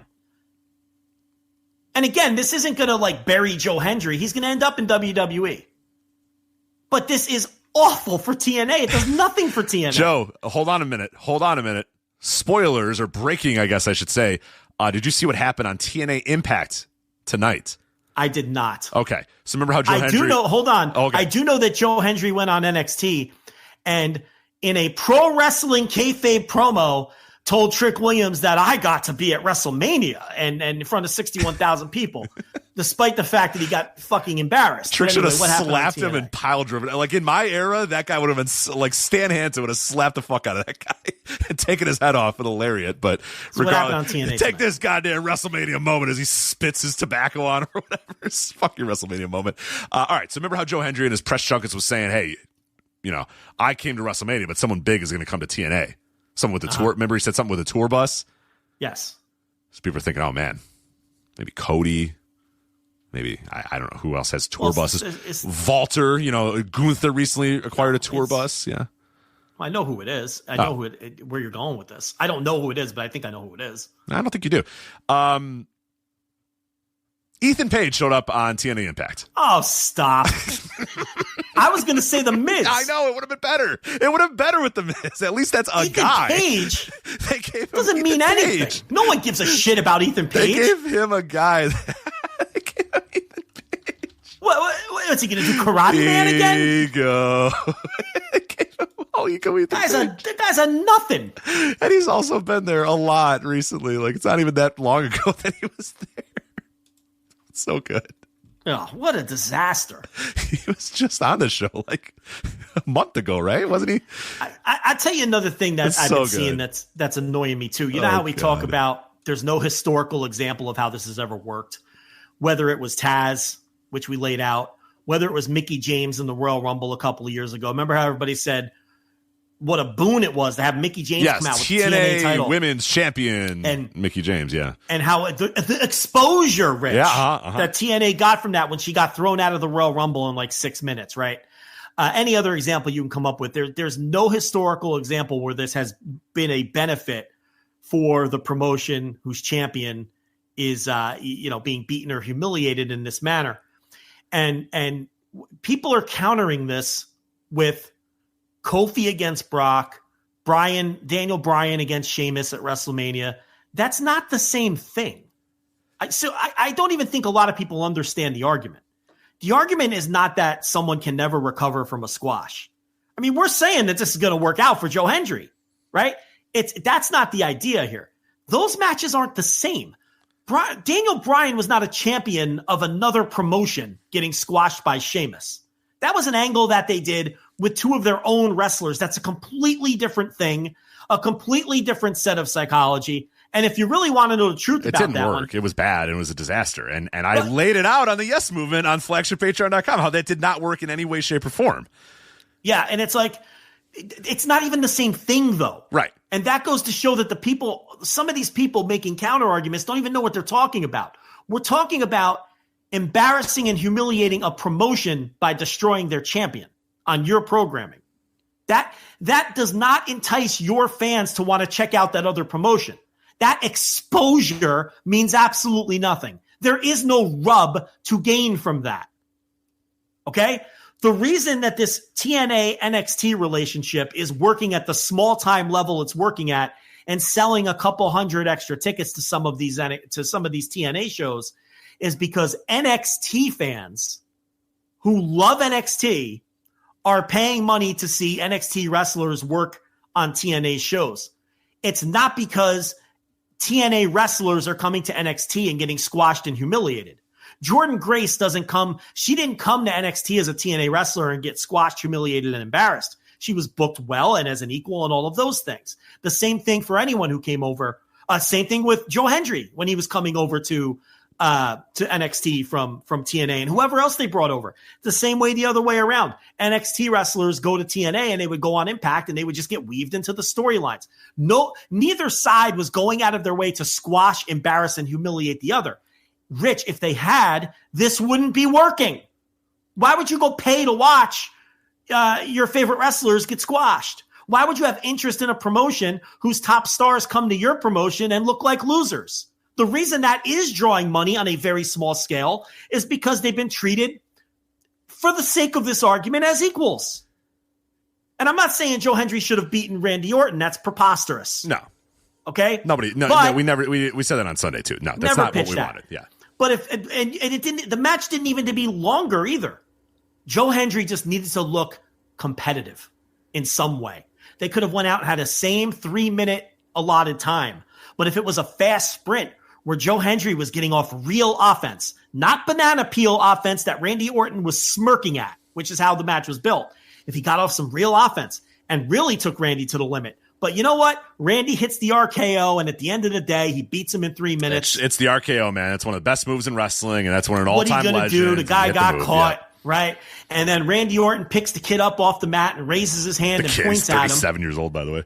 You get the idea. Yeah. Raises his hand and points at him. And instead of giving him a second RKO, he grabs the house mic and tells 61,000 people how tough you gave me a nice run, kid. You were tough, kid. I can't.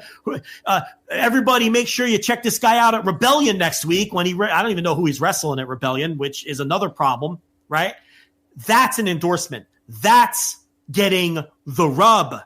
That's where exposure is useful, because now all your fans saw this guy and they're like, hey, that guy's not bad. He's got a cool entrance. We like to sing his stupid song. He does this little, and he took Randy Orton. Randy Orton endorsed him. Randy Orton likes this guy. That's where you can potentially build some new fans off of the partnership. Not with what they did. What they did is telling all their fans, no, you have no reason to watch TNA. It's a fucking joke. And this guy's going to work for us soon. So if you want to see Joe Hendry, be patient. You'll see him here very soon. That's all that segment did. What's that do for TNA? Nothing. Less than nothing. I'll tell you what it did for TNA. 61 tickets in the last 7 days. They got to sell about 1,500 more. So how many more RKOs would that be? You're the math whiz, Rich. Let's see. They need hold on. How many more tickets they need for this UBS arena? Let's figure this out. I think quite a number. Yeah, they need a lot more. I think they need about, I want to say 1,500 to 2,000 more. I can try to fire it up real quickly right if you need to. Right here.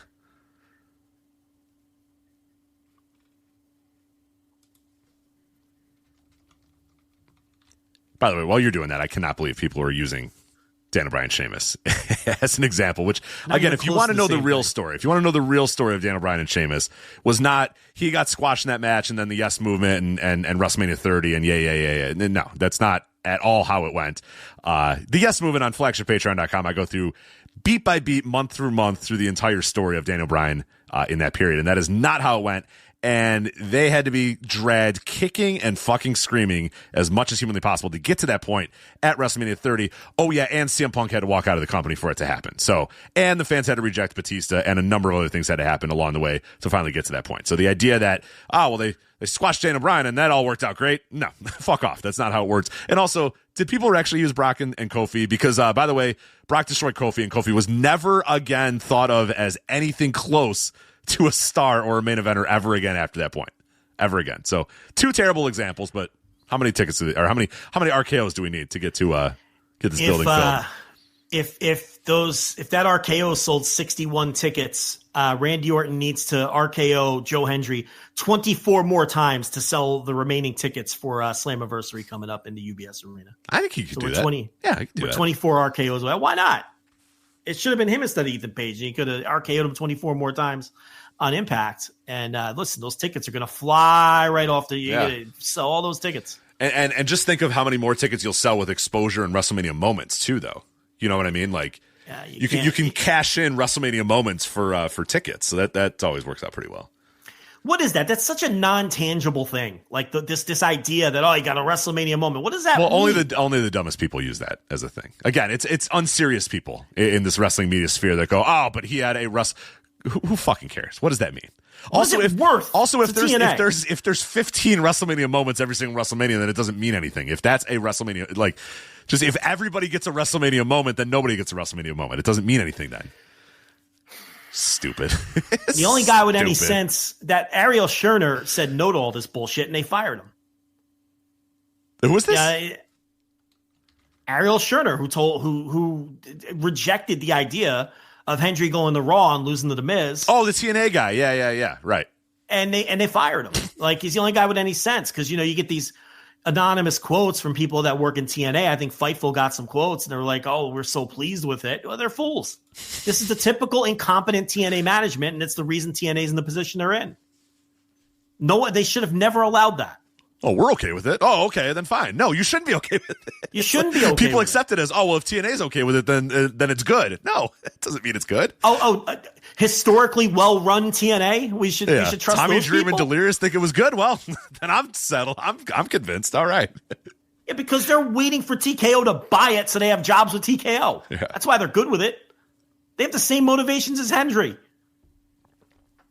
This Scherner was interested in growing his own company and understood how bad that would look for TNA. Well, they got him out of there. I mean, Gabe Sapolsky fired John Walters 15 years ago because he did a job on WWE TV while he was ROH Pure Champion.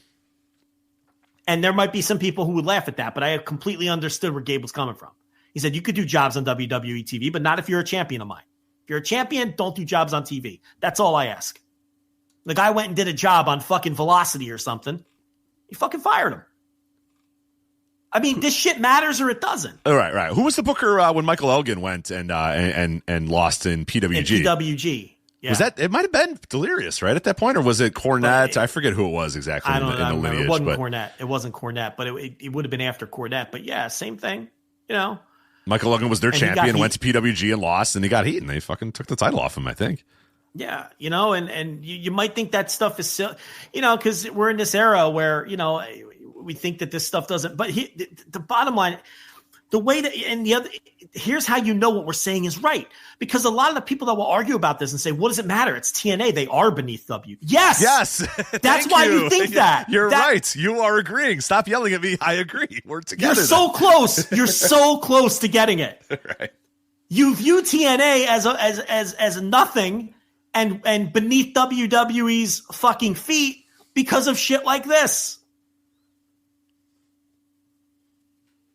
That's kind of the point, dummy. You dolt. That's the point. Well, TNA doesn't matter, and they're beneath WWE. Yes. Right, correct. Agreed. Why do you think that? Right. Dumbass. Anyway, we should know, too, before we move on to some AEW stuff here. Both nights of WrestleMania 41 failed to crack Netflix's global top 10. I did a free post up at flagshippatreon.com with some details about that. But according to Netflix's Tadum, neither of the two nights of WrestleMania made Netflix's global top 10 for shows this weekend. The bottom of the global list was North of North Season 1. I don't know if you're watching North of North Season 1 or whatever the hell North of North Season 1 is, but that had 2.7 million global views, indicating, of course, that fewer than 2.7 million people watched WrestleMania 41 on either Saturday or Sunday. Now, obviously, these are not available in the United States, but it should be noted that February's Royal Rumble did reach the top 10, and that had 2.1 million views globally. So we do know that the Royal Rumble did make it in there, even without the United States. Neither night of WrestleMania did make it in there, and I think that's relatively notable. Now, it was top 10 in 27 different countries, and that was the Saturday show, and then the Sunday show was top 10 in 13 different countries, but that's two straight premium live events on Netflix that did not make it to the global top 10. Elimination Chamber also didn't, despite the hype of The Rock and Cena and Cody and all that sort of stuff. And honestly, I yes, I know America's not in there, but not making the 2.7, more than 2.7 million people globally, especially after you just added the India thing. And that, Nick Khan says India's a big market for us. That's one of our key markets. We're going to be focused on it. Not finishing the top 10. I don't know. That doesn't, I don't know. I saw that as a bigger story that just did not get covered at all this week for a multitude of reasons.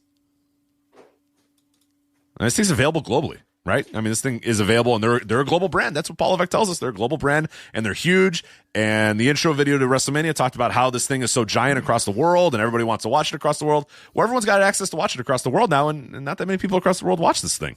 U.S. is still really the one that drives everything in terms of views. Yeah. I mean, look, WrestleMania didn't air on Netflix in the US. I get that, but you would think that WrestleMania would crack the top 10 globally when they tout how much of a global brand they are all the time, right? You would think that what we know is fewer than 2.7 million people around the world outside of the United States watch that show on Saturday. Right. That's not that big of a number when you consider the whole fucking world. The whole world outside of the US, essentially, the vast majority of the world. And you look at the Raw number, the Go Home Raw for WrestleMania did 2.9 million, counting the US, worldwide counting the US. And that's 2 or 3 weeks into India now too. Under 3 million for the Go Home Raw. So it's like, is this massive global brand like they constantly are telling us it is? It doesn't seem like it.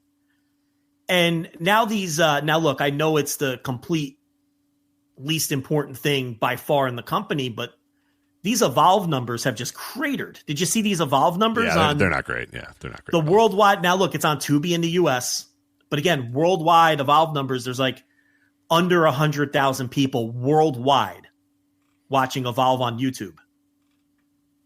Again, not count, but still, that's like essentially zero. That's the same as 0 people watching. There's nobody watching. So I don't know. I just think this idea that it's this massive. Now, look, we're not taking anything away. These 2 WrestleMania shows are going to be the 2 highest grossing live events of all time, right? That's what it's looked like. I think Meltzer said that. And I think Thurston was waiting to parse out the tax rebate they got for running Nevada, which was $5 million, and then all the other incentives that they were given. Right. But it feels like with those ticket prices and putting 60,000 people in there both nights, it feels pretty obvious those are going to be just monumentally valuable. So don't misconstrue me. I'm not saying that like they're not doing extreme, they're doing incredible. But the idea that they're this massive global brand, there's been a lot of cold water thrown on that since we've finally had some hard data to look at when it comes to that stuff. These WrestleMania numbers were as eye-opening as these Netflix Raw numbers have been, because those have been eye-opening to me. And we're going to stop getting them pretty soon, too. I think they're going to fall out of this top 10 very, very soon here, and we just won't know the numbers for a long time. Right, because, that's right, because they're not going to share them. They're not touting, the only time we get them is when they're in the top 10, because they share everything in the top 10. Once they're out of top 10, we're not going to know numbers. You're right. And once WrestleMania season is behind us, they are going to drop out of the top 10. You would think, if it's going to follow the pattern of TV, because we know the viewership goes down after WrestleMania. So we'll see if it may not follow. Look, this is all new. It may not follow the pattern of TV. I don't know. Nothing else really has. That's true. I guess the Raw after Royal Rumble, that one was up, right? Which lines up with TV. But we don't know what the pattern. We need a full year of data to tell us if the patterns are going to match TV patterns, if the football effect comes into play again and all those things. But when the vast majority of the views are coming from the US, you would think that it's going to follow US television patterns. Since they're not doing, I'm kind of stunned at how low the worldwide numbers are across the board with all this stuff. Now the U.S. makes up a lot of Netflix's subscriber base. I think it's like 80 million of the subscribers are based in America, so there are a lot there. But there's a lot of fucking subscribers to Netflix around the world, and the fact that they can't cobble together 2.7 million of those people for either night of WrestleMania is I don't know, that's startling to me. I mean, I'm surprised by that. I am very, very surprised by that number. Now, maybe we'll get maybe it's a lot of people that couldn't watch live, so they're going to watch on demand, and maybe that Sunday show will pop up on next week's.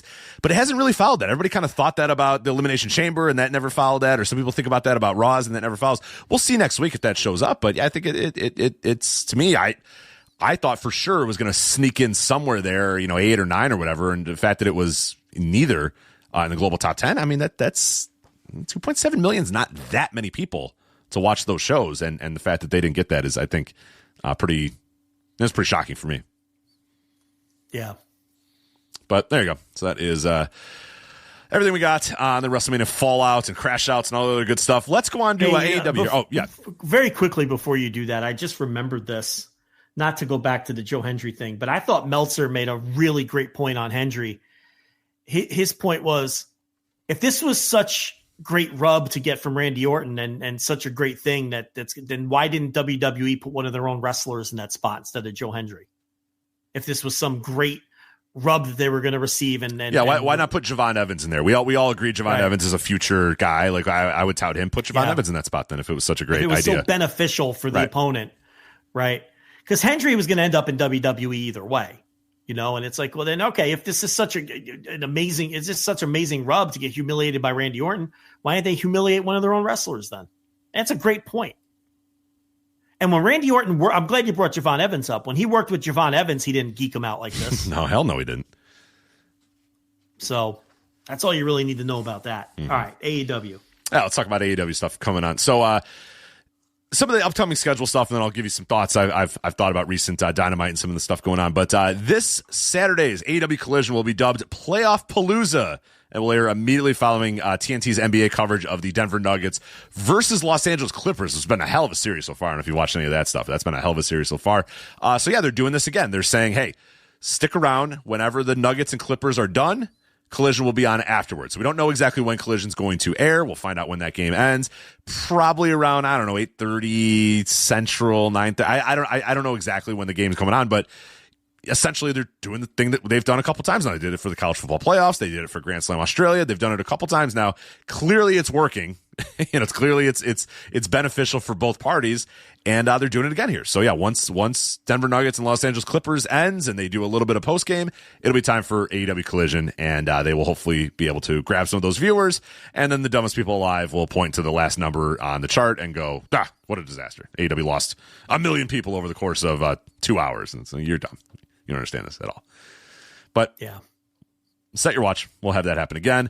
The matches on that show, you got a world title eliminator, Tony Storm and Queen Aminata, Bandito against Dralistico, I believe. Now, there's spoilers out there. I'm not giving you the spoilers here. I'm just giving you the matches that are actually announced for the show. Top Flight versus The Crew, FTR versus The Paragon, Swerve Strickland versus Blake Christian, Hologram returns, and Anna Jay returns to action as well. So, a lot of matches on that show, too. So, all action. Wonder what they start with. Wonder what they kick it off with. Maybe Tony again. Maybe do Tony again with Tony and Queen Aminata. Bandito and Dralistico might be an interesting one to start off with. I don't know. Yeah, probably Tony, and then end it with Mercedes, right? Yeah. Yeah, I think it's probably the way to go. That's how I would Mercedes. Hold on. Did you say Mercedes was on that? I didn't. Is she on there? I don't know if she is.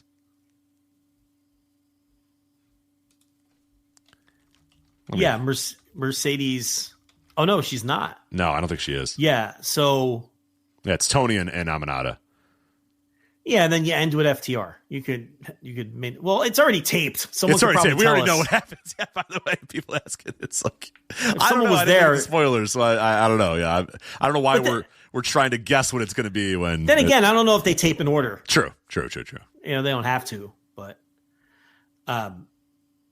you want to keep people there though. So you're telling me that Mercedes, they flew her in just to do a stare down with Jamie Hayter at the end of Dynamite, and she didn't work on Collision? I guess so. I don't see her on these Collisions. I looked at the Collision spoilers briefly. I didn't see her on there. So. Oh my God. I would have said, listen, Tony, can I do something on the big screen? Right. Can I come on the big screen and mock her while she points at it and mocks me back? Do I have to fly in for this? I'm not misremembering. She was there on the stage. She was there on the after stage. Jamie won, right? Yeah. And they stared, and then they stared, and then they stared, and then they stared, and they stared too long. And it was like, all right, we're done, guys. Put the bug up. Yeah, because they mistimed it, right? Right. And she stares, and she stares, and then she stares. Like, all right, we got it. Let's go to black. Go to black, guys. Man, if I'm Mercedes, I swing my star power around a little, and I do not fly in for that. Yeah, unless you have another reason to be in New Orleans. I don't know. I just assumed she'd work on Collision. I don't see her in these spoilers. Maybe she did appear, but I don't know. Is Suit Williams in the chat? He was there last night. Maybe he can. Is Master P in the chat? He would know. Percy Miller would know in the chat for sure. Are any of the No Limit soldiers in the chat? Lil Wayne in the chat. Is Lil Wayne in the Lil chat? Wayne is not in the chat. No. He was a No Limit soldier. No, he was Cash Money. Well, he was under the umbrella. No. He's not a Master P guy? No. He was a Manny Fresh and no. He was Cash Money. He was not No Limit. Who had the CD cases that were all with gemstones on them? Oh, they both did. Oh, well, maybe that's No why I'm Limit. confused. No Limit invented it. I would say No Limit invented that. They get credit for inventing it. Yeah, they would get credit for that. Yeah, your Silk the Shockers, your Yeah. C Murder, who by the way did the NWO Wolfpack song, Master P, where it says No Limit, like in diamonds, yes, and then there's yeah, bigger than the artist name, in fact. Many times, yes. Yeah. But Lil Wayne wasn't. He was in. No, he was Cash Money. He was Cash Money Records. He did The Block is Hot, right? That's him. Yeah. The block is hot. The block is hot, hot, hot. Yeah, I like that one. I'll turn that one up if it comes on in the car, which it never does. No, that's Baby and Manny Fresh is kind of the. But they were very much influenced by No Limit, even though I think Cash Money did predate No Limit. I don't want to get into all the backgrounds of that. Or they came around the same time. They may have. Well, they're both New Orleans based. I think they came up around the same time, so I could absolutely see how you would get them mixed up and very similar in terms of the vibes, but very similar record labels. Yes. Cash. I mentioned the aforementioned Juvenile. He was a Cash Money guy. As I said, Manny Fresh, Baby, Lil Wayne. Those guys are all your Cash Money guys. The Hot Boys. I believe the Hot Boys. were on the block. Yeah. I think they were on that Block is Hot song. The Hot Boys. They were. Which Lil Wayne was. The Hot Boys were essentially the combination of all these guys as a group. It was like, forget all of them. It was, where's Rich Latta? Let's get Rich Latta on the line here. It was Lil Wayne, Juvenile, BG, and I forget the last member of the Hot Boys. Those were the Hot Boys? There was another guy that was in the Hot Boys, yeah, but I forget his name. But yeah, that was the Hot Boys. Did they have a song called Hot Girls? Or like, what was that song? Or like, what you need, boy? I need a hot girl. I need a hot girl. Like that, I think the name was called I Need a Hot Girl, yeah. Yeah. And The Block is Hot was the other one. Yes. But I think I want to say The Block is Hot maybe was just Lil Wayne without the Hot Boys. He's talking about being on the block and all the things they do. And it's hot. It's Young Turk. Thank you, Shining Wizard. Turk was the last guy.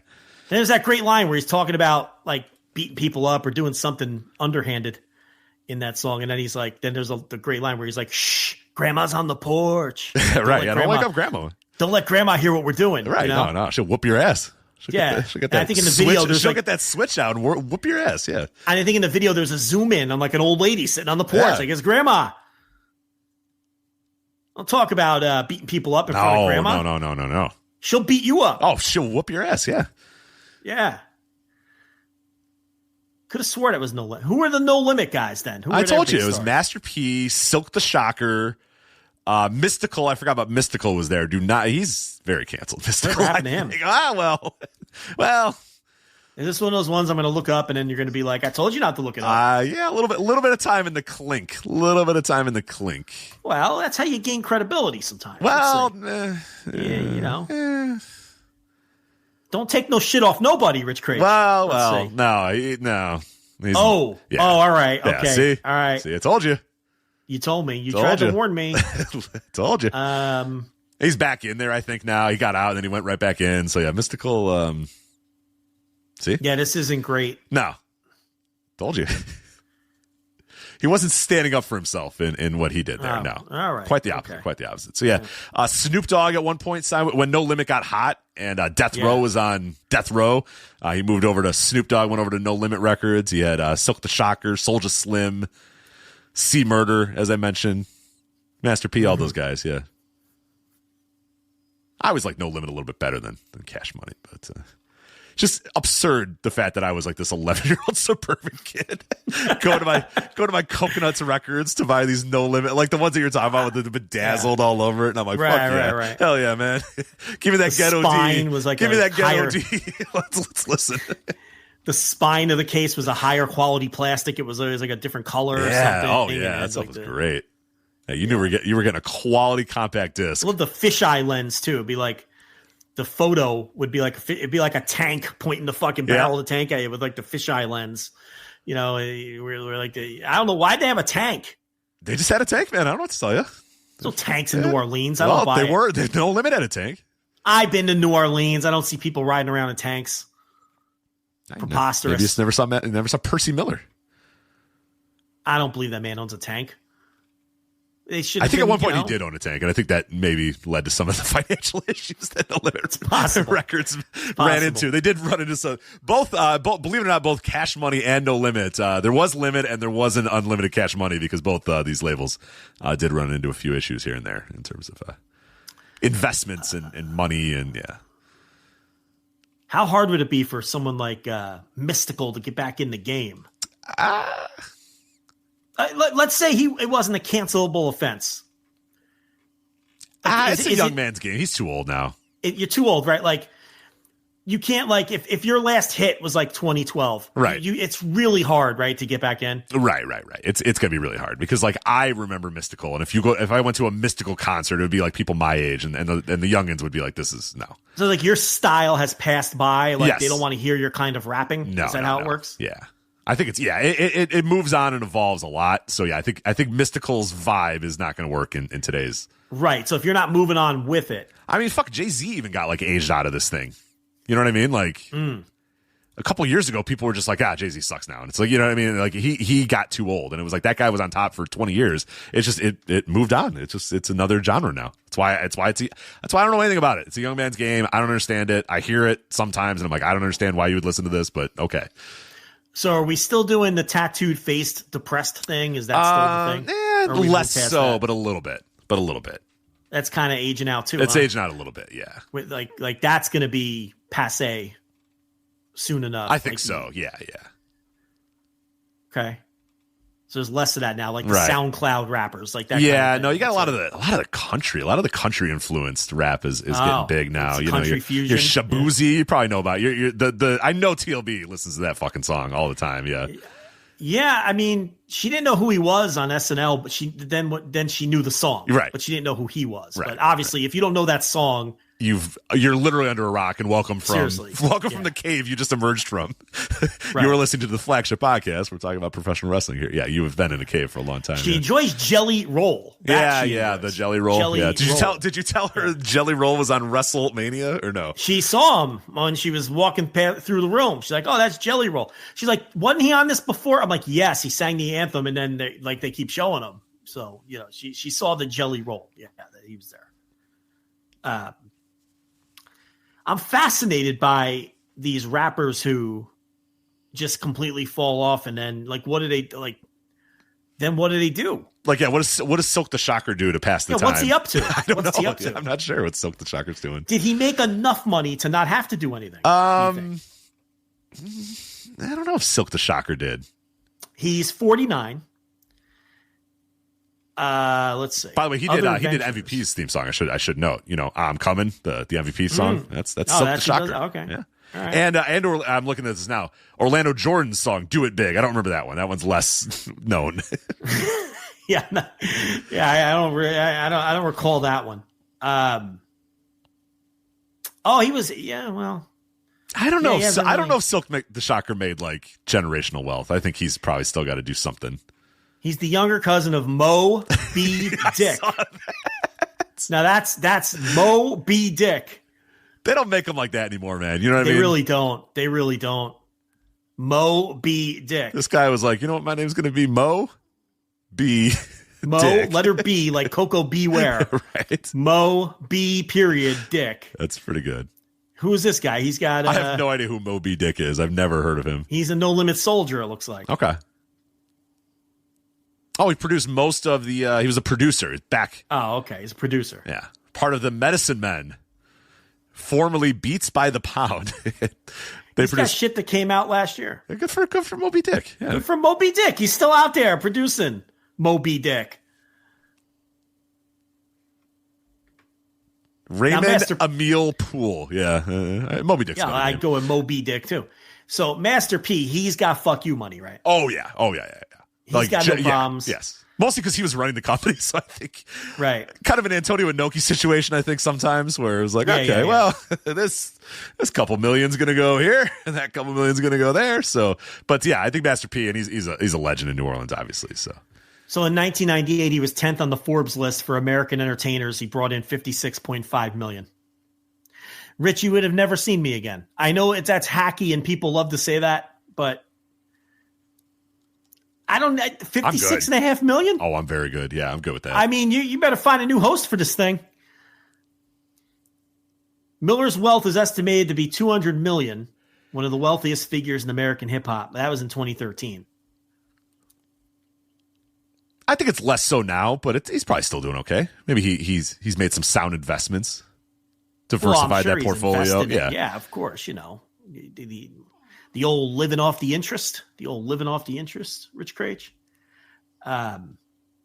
Yeah, I mean, if you had 200 million in 12 years ago, you should be okay. Yeah, unless you're a complete fool, you should probably be all right. Unless you're who's the Boston Celtic?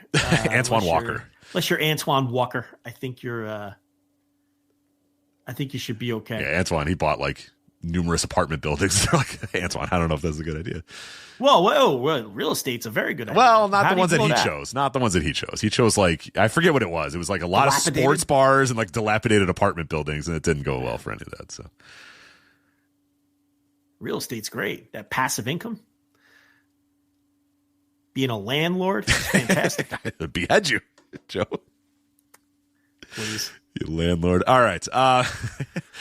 AEW also announced double taping for Beach Break, the live Dynamite and a taped Collision episode, May 14th from the Now Arena in lovely Hoffman Estates, Illinois, which, by the way, this made me a big weirdo about this because AEW Beach Break in Hoffman Estates, Illinois, I can assure you there is not a beach anywhere near Hoffman Estates, Illinois, so I have a study and an article that's going to come up in the next couple days at flagshippatreon.com going through every major beach-themed wrestling show and how far away it was from the nearest beach. This one's not the furthest. I'll tell you that. Spoiler alert. This one's not the furthest. It is 32 miles away from the nearest beach, though. So pretty far away. And it's also May 14th. Not a whole lot of beaches being occupied. Who else is going to research like that? Exactly. Who else is going to dig into that? I also dug in today on flagshippatreon.com. Masked Mania, these two disastrous Cinco de Mayo shows that we're going to run in Charlotte and Duluth, Georgia. Those have both been canceled. But, Joe, you will like this. I don't know if you read the article. Tomorrow, OVW returns to Pikeville, Kentucky in the Appalachian Wireless Arena. All right? Plenty of tickets still available for that show. Big arena like they did last year. Remember how last year, hashtag Pikeville KY? They're back. They're doing it tomorrow. And the seat map, plenty of blue. So if you want to go to Pikeville, Kentucky for Hillbilly Days, that's why they're running it this weekend. It's something in Pikeville called Hillbilly Days. They're running a micro wrestling show today, and then they're running OVW tomorrow. Hillbilly Days running a special OVW show. But again, analysis you can only get at flagshippatreon.com. But the Beach Break show is one of many themed shows coming up for AEW moving forward. June 4th, that's going to be Fyter Fest. That's going to be in Denver. June 11th, they're doing AEW Summer Blockbuster in Portland. So it's got all movie themes to it. And then, of course, the one that we want to talk about now a little bit in detail because we haven't actually had a chance to talk about this. June 18th, Wednesday, June 18th, a live episode of Dynamite, Grand Slam Mexico from Arena, Mexico. How cool is that? A live show from Arena, Mexico. That's going to fucking rock. Yeah. That's going to just be insane. A live show from Arena, Mexico, AEW on I mean, that's just cool as fuck. Yeah, provided they could fill it up, and it's I saw some minor concerns from people that it's not going to be a big tourist day and, you're not going to get that usual crowd. But there has been some clamoring from the hardcore CMLL fan base that they wanted more AEW wrestlers, specifically Will Ospreay and Kenny Omega, to come down there. So that should. The other thing I saw was the time of the show is a little earlier in the evening on a weekday than maybe is optimal due to the traffic in Mexico City. So I did see some minor concerns from some Mexican people who are familiar with Arena Mexico and the logistics of running shows there and things. But if they do fill the place, that's going to be an incredible episode of Dynamite to watch on TV from that building. That's going to be something else. And I'm wondering if they're going to use the same stage setup with the stairs or they're going to do their role. I'm just curious about the whole thing. Yeah, there's a lot of questions I have, and I just can't wait to watch it. And it's really cool that there's a company out there, a Major League Wrestling company that's just like, fuck it. Yeah, let's fucking run Arena Mexico for our live show. Why not? Screw it. I want to run Arena Mexico. I think it's cool. Let's do it. And they're going to do it. So June 18th, live from Arena Mexico. Maybe related. I don't know. AAA, the newly acquired, now WWE owned AAA. Maybe related. It could have a lot of coincidences. Yeah. This happens all the time with this company. It's like, oh shoot, maybe really? Related. You guys have a show? Oh wow. Oh, you're funny. Oh, boy, is our face red. Boy, is our face red. We're just about to announce a show around the same time. So again, maybe related. Who's to say? AAA, recently acquired by WWE, just announced a Triple Mania Regia show, or Regia, whatever I don't even know how they pronounce it. It's a fake Triple Mania show from Monterey on June 15th, just a couple days before this Dynamite in Arena Mexico. Weird. I don't know. You think it's related? That's crazy. I can't believe it. Yeah, I mean, you think they get acquired by WWE and then 2 days later announce a show that runs a couple days prior to Grand Slam Mexico? Now it's Monterrey versus Mexico City, but publicity wise, yeah, okay. Maybe. What do you make of this, though, this press release where TKO says they're in a partnership with this Mexican holding company, Philippe, in regards to who's on? See, when we talked about this on Instant Reaction Live, we said that there would be more details on what this sale exactly was. And so now we have this weird holding company. And I know that Pollock and Thurston, they were going to have someone from Philippe, or I think that's how you pronounce it, Philip or Philippe, on their show to discuss it, and the person no-showed them. Did you see that? Last minute cancellation, yeah. A couple minutes before they were going to get her on. I think it was, I forget her name, but I want to say it was a Mrs. But yeah, she canceled last minute, and it was like, okay. Yeah, so we would have had some answers there, but we don't know. It's interesting because we don't really know what percentage of the company TKO owns, what percentage of the company Philippe owns, whether TKO holds the controlling percentage, whether Philippe is just investing, whether they're just there to advise on the market. So there's still a lot of details that are going to have to be ironed out. Yeah, here's the first line of the press release, just so people know. It's WWE, part of TKO Group Holdings, has announced its acquisition of leading Mexican Lucha Libre promotion AAA in partnership with Mexico-based sports and entertainment holding company Philippe.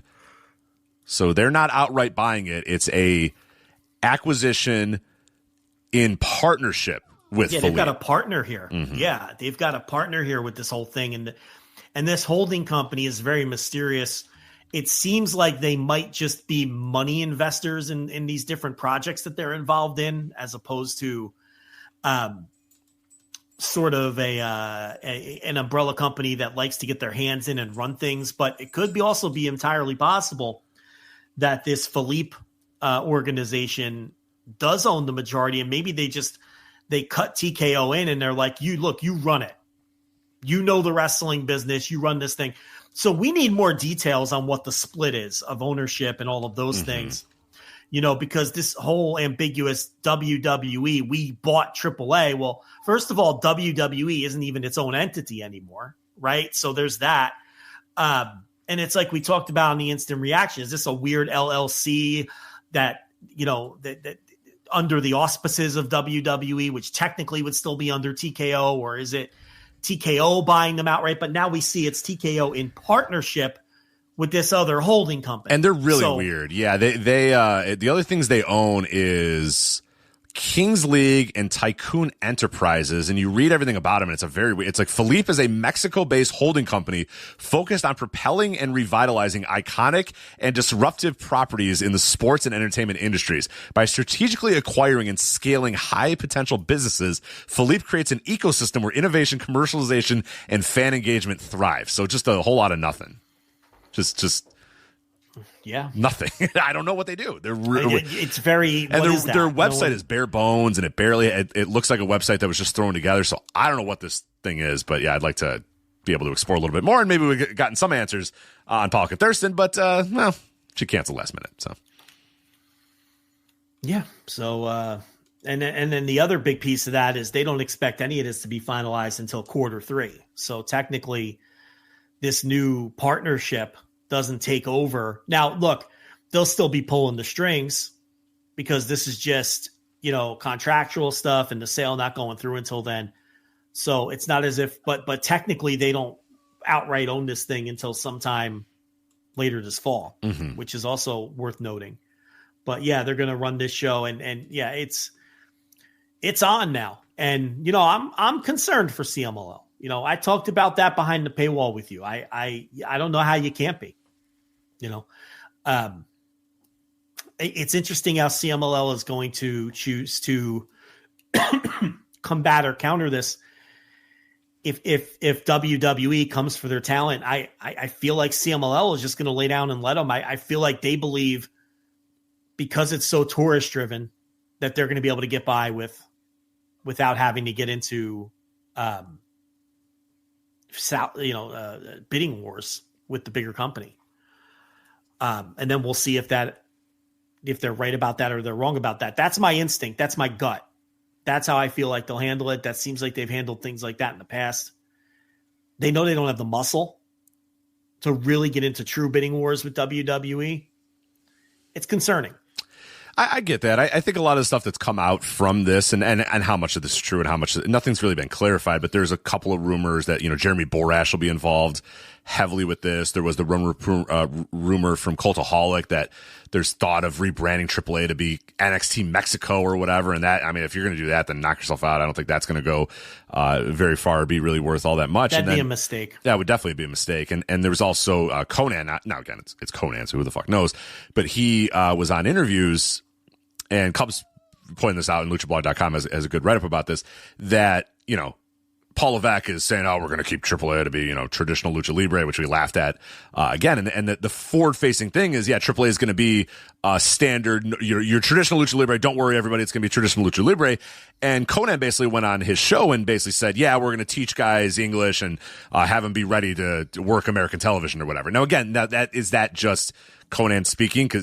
You shouldn't trust everything that Conan says, but you know, if that's the plan again, then it's like, all right, maybe this thing will not work. I mean, it probably could work if they just kind of let AAA be its thing and just added a disruptor to the marketplace and just pumped a bunch of money into it and said, hey, you keep doing what you're doing. We're going to have a couple of our people get involved, and we're going to have you, you know, you can use Rey Mysterio, you can use Penta, you can use Phoenix, and we're going to try to sign, you know, Mystico. We're going to try to sign that. Like, if they just do that, that would work. But if they're going to try to say, hey, we're going to call this thing NXT Mexico, Jeremy Borash is going to be in charge of it, and you guys have to learn English and look at the hard cam, like, I don't know. I feel like that's not going to work very well, but I don't know. Is that just Conan saying shit? And is that just rumors getting out there? Who knows? We'll have to find out more as time goes on. But I'm a little less concerned than I was even last week, because it's like, it feels like they're making some of the same mistakes they always make, where they can't just let it be its own thing. They have to kind of put their fingerprints on it. And the more and more they put their fingerprints on it, I think the less successful it's going to be in Mexico. Because they don't understand that market as much as they think they understand that market. And they think that they could just come in there and, like, you know, and just bull rush this market. And it's not that easy to do that. And they found that out in every other place they've ever tried to invade, that it's not that easy to do that. They could do that in America, and they could kind of do that in the UK, but not many other places allow them to do that. So the best path forward is just pumping money into AAA, but they might not want to do that. They might want to. Oh, we have to see which way they handle it. I don't know what they're going to do. You know, old Carlos, he put out some audio that he had to take down. Did you see that? Oh, I didn't. Did he take it down? Yeah, he took something down. I don't know what he said on this particular audio, but he had like a 2-hour audio up. Allegedly, the title of it was like something to the effect of breaking down all the details. Yeah, how it all came together, how the deal came together, type thing. Yeah, took it down. Oh, someone told him to take it down. Well, I think that's the quote that I was reading was from that. So, okay. So I don't know if anybody downloaded it or has a copy of it. I'm sure it's out there. I hope it's out there somewhere, because I'd love to hear it now that it's taken down.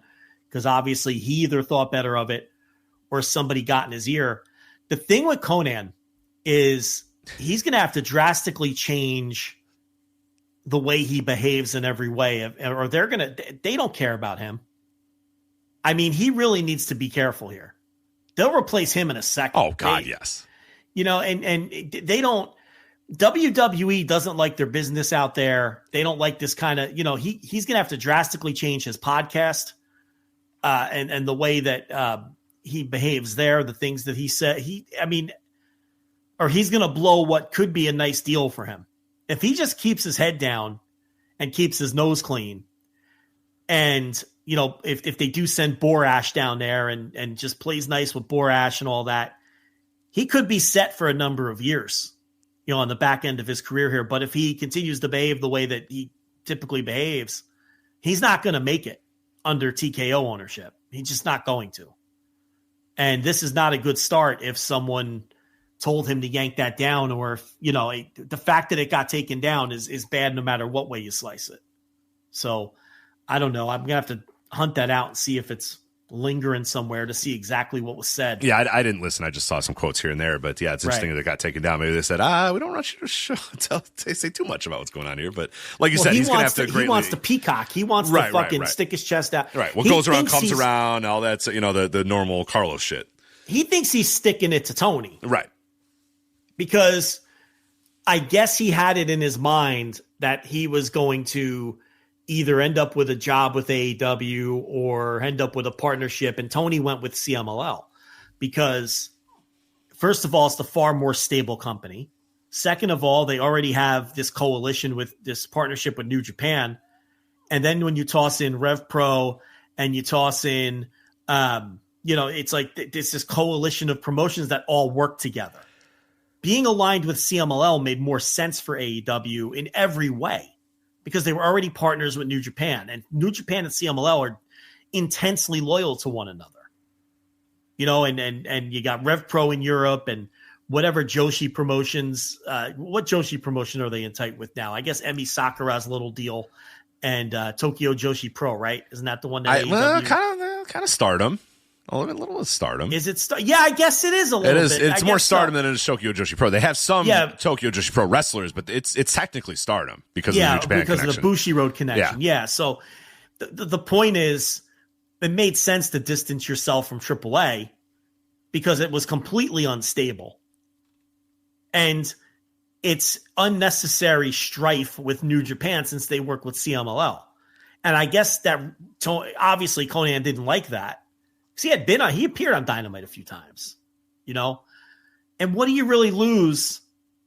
Tony lost out on Vikingo. What else are you really losing out on? I mean, what's the thing that Cubs has done a good job of talking about that is like people think AAA is this like you go through the roster of AAA, it's not a very big roster. It's a very lean operation right now. And it's a shitty roster. And and the other thing is Conan fucked them on that tag title change. When FTR got beat and then Dragon Lee said he was going to WWE. It's like, you can't do business with someone like that. And it may be going back to that. Conan was probably already annoyed, but it's like the WWE talks probably go back that far. They were kissing WWE's ass in that instance. But Tony wasn't going to overlook that, but the relationship may have been unrepairable at that point anyway. And I think at that point, Kenny was done with AAA, or I don't remember all the exact timelines. But the only thing useful to Tony with the AAA relationship was Vikingo. Right. So, all right, you miss out on him. But, and I know Vikingo popped he popped that number with Kenny. There's no doubt about it. That dream match thing worked. But the thing about it is, you've got enough of these other guys. If you're looking to tap into the Latino market in the U.S., AEW is loaded with luchadors. Right. The other guys that AAA has is like your Laredo Kids and your Psycho Clowns. I mean, yeah, it maybe Psycho Clown would be it. Not even Psycho Clown. He's been at odds. That's been estranged. Yeah. Right. He's estranged from AAA and has been for some time. Right. I think he's technically still part of their roster, but I was just trying to think of the guys that jump off the page. Like if I was AEW, if I'm going through who I know are in AAA. Yeah, I guess and again, you're right. He's very estranged, so he might not even be a good example there. He's running his own produce shows, and he's got his own non-trademarked name that he's using. He doesn't. He's not even. Yeah. If it's not Psycho Clown, there's nothing there. God, Wagner 3. I guess would he technically be a AAA guy still? Laredo Kid. Dave the Clown. Obviously, I'd like to get my hands on Dave the Clown, but if you Alberto can't. Del Rio. Yeah, right. It's that, that's what they are now. And then, Nino Hamburguesa. Yeah. And they use a lot of indie guys and, Chessman. What about Chessman? You're not going to be able to get Chessman. They have 13 people under contract, and that these are contracts that TKO is going to assume, I suppose, and none of them are very useful. There's a reason they had Vikingo out there at WrestleMania. That's the one not Dave the Clown under contract. This is you're not getting much in the way. What about Monster Clown? Where was he? I think Monster Clown is part. Yes, would come with the clowns, right? Yeah, that's right. Dave, right. Isn't it Panic? What's the Panic Clown? I forget the other ones. But... Well, Dave, don't forget Dave. I keep mentioning Dave the Clown. Yeah, Monster Clown, and that's it. Murder Clown. Yeah. You got El Macias, you got Chessman, Mr. Iguana. I mean, God, we could go on forever, but we're running out of time. I'd love to give you all the very talented members of the AAA roster. Oh, there's not that many more. Aerostar. How about Aerostar? Yeah. But as we discussed behind the paywall, this isn't about the roster. No, it doesn't matter. It's not about – look, this is about getting your claws into Mexico, the sponsorships, the business connections, the media rights, whether it's Max in Mexico and all the other media rights that AAA has. And as you noted, it's just simply skipping the line. You've skipped a million steps, and now you have all of these contracts and relationships and business deals and the sponsorships especially. They're all in place. They're all in place to do what you choose, whether you want to do NXT Mexico, which probably wouldn't be the smartest thing to do right out of the gate, or whether you want to try to reinvent AAA, and that would probably be smart because AAA as it is a fucking mess. Maybe you think you can go in there and straighten it out and run it as a tighter and more cohesive company that can draw better than it's drawing now. On the paywall, we talk, look, we don't know whether AAA is losing money, making money. They don't care. It doesn't make a difference to them. It's all these other things are what they're purchasing. Later on, I read some stuff from Cubs, and he makes it out like, AAA is very clearly not making any money, and they're always cutting corners financially. And they've been trying to find someone to buy into the company or just buy it outright for years. Dave sort of reiterated that too. Dave had this idea that it's like they've been wanting somebody to come in with a golden parachute and just say, hey, let's buy this thing from you. You guys are failing.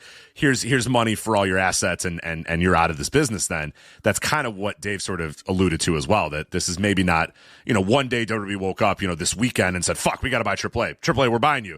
It's a thing that had been going on for a while, and AAA had been actively seeking out suitors. And that's maybe how this Philippe got involved. And maybe Philippe called WWE and said, hey, we're going to buy this thing. You guys want to be involved in this. You know what you're doing. We don't know what we're doing, but we're going to buy this thing. You want to be involved. That's possibly, who knows how it went. Yeah. So, and I'm very curious how they're going to run it and whether they're going to use Borash as kind of their intermediary, right, to the Conan and the AAA office. And then, he'll report back to the American office or whatever. And, Borash, a guy with a lot of experience in the wrestling business and all those things. So, we'll see. But, they had Marufuji in town and some of the Noah people for WrestleMania, and who knows what's going to happen there. And it just, you gotta be concerned if you're a wrestling fan and you care about the health of the pro wrestling industry. You got to be concerned because these TKO guys, they want to take over the world of wrestling. That's their long-term goal. And moves like this are steps towards doing that. And, Khan didn't mention Japan with Simmons. He mentioned Mexico, and clearly they're making steps there. He mentioned India, and, clearly with Netflix, they're taking steps there. And he mentioned Brazil. And Brazil's like uncharted territory. Mm-hmm. Nobody knows what the fuck's going on down there. I'm sure they have some kind of pro wrestling down there at an independent level. But obviously so much MMA talent coming from that area that it seems, it seems like if anybody would be able to do it, it'd be TKO UFC that would be able to. Right, because they already have inroads with, because Brazil is such a huge MMA market, right? But is that going to turn out like, okay, so when Inokiism took hold and MMA swept through Japan, it actually was a negative for pro wrestling. So my question is, if you try to get into Brazil, are those combat sports fans down there going to be like, this phony shit? No, we've got MMA. We've got Brazilian jiu-jitsu. We've got all this. It's tricky. I don't know if that culture is going to take to pro wrestling because MMA is so prevalent there. So where TKO might see UFC and mixed martial arts as their door into Brazil, it might actually be like a double-edged sword where, okay, we understand the market and we already do tons of business in Brazil, but that culture might not be pro wrestling or sports entertainment friendly. So that can really go either way from that standpoint, because sometimes when, we even saw that in America to some extent when UFC grew.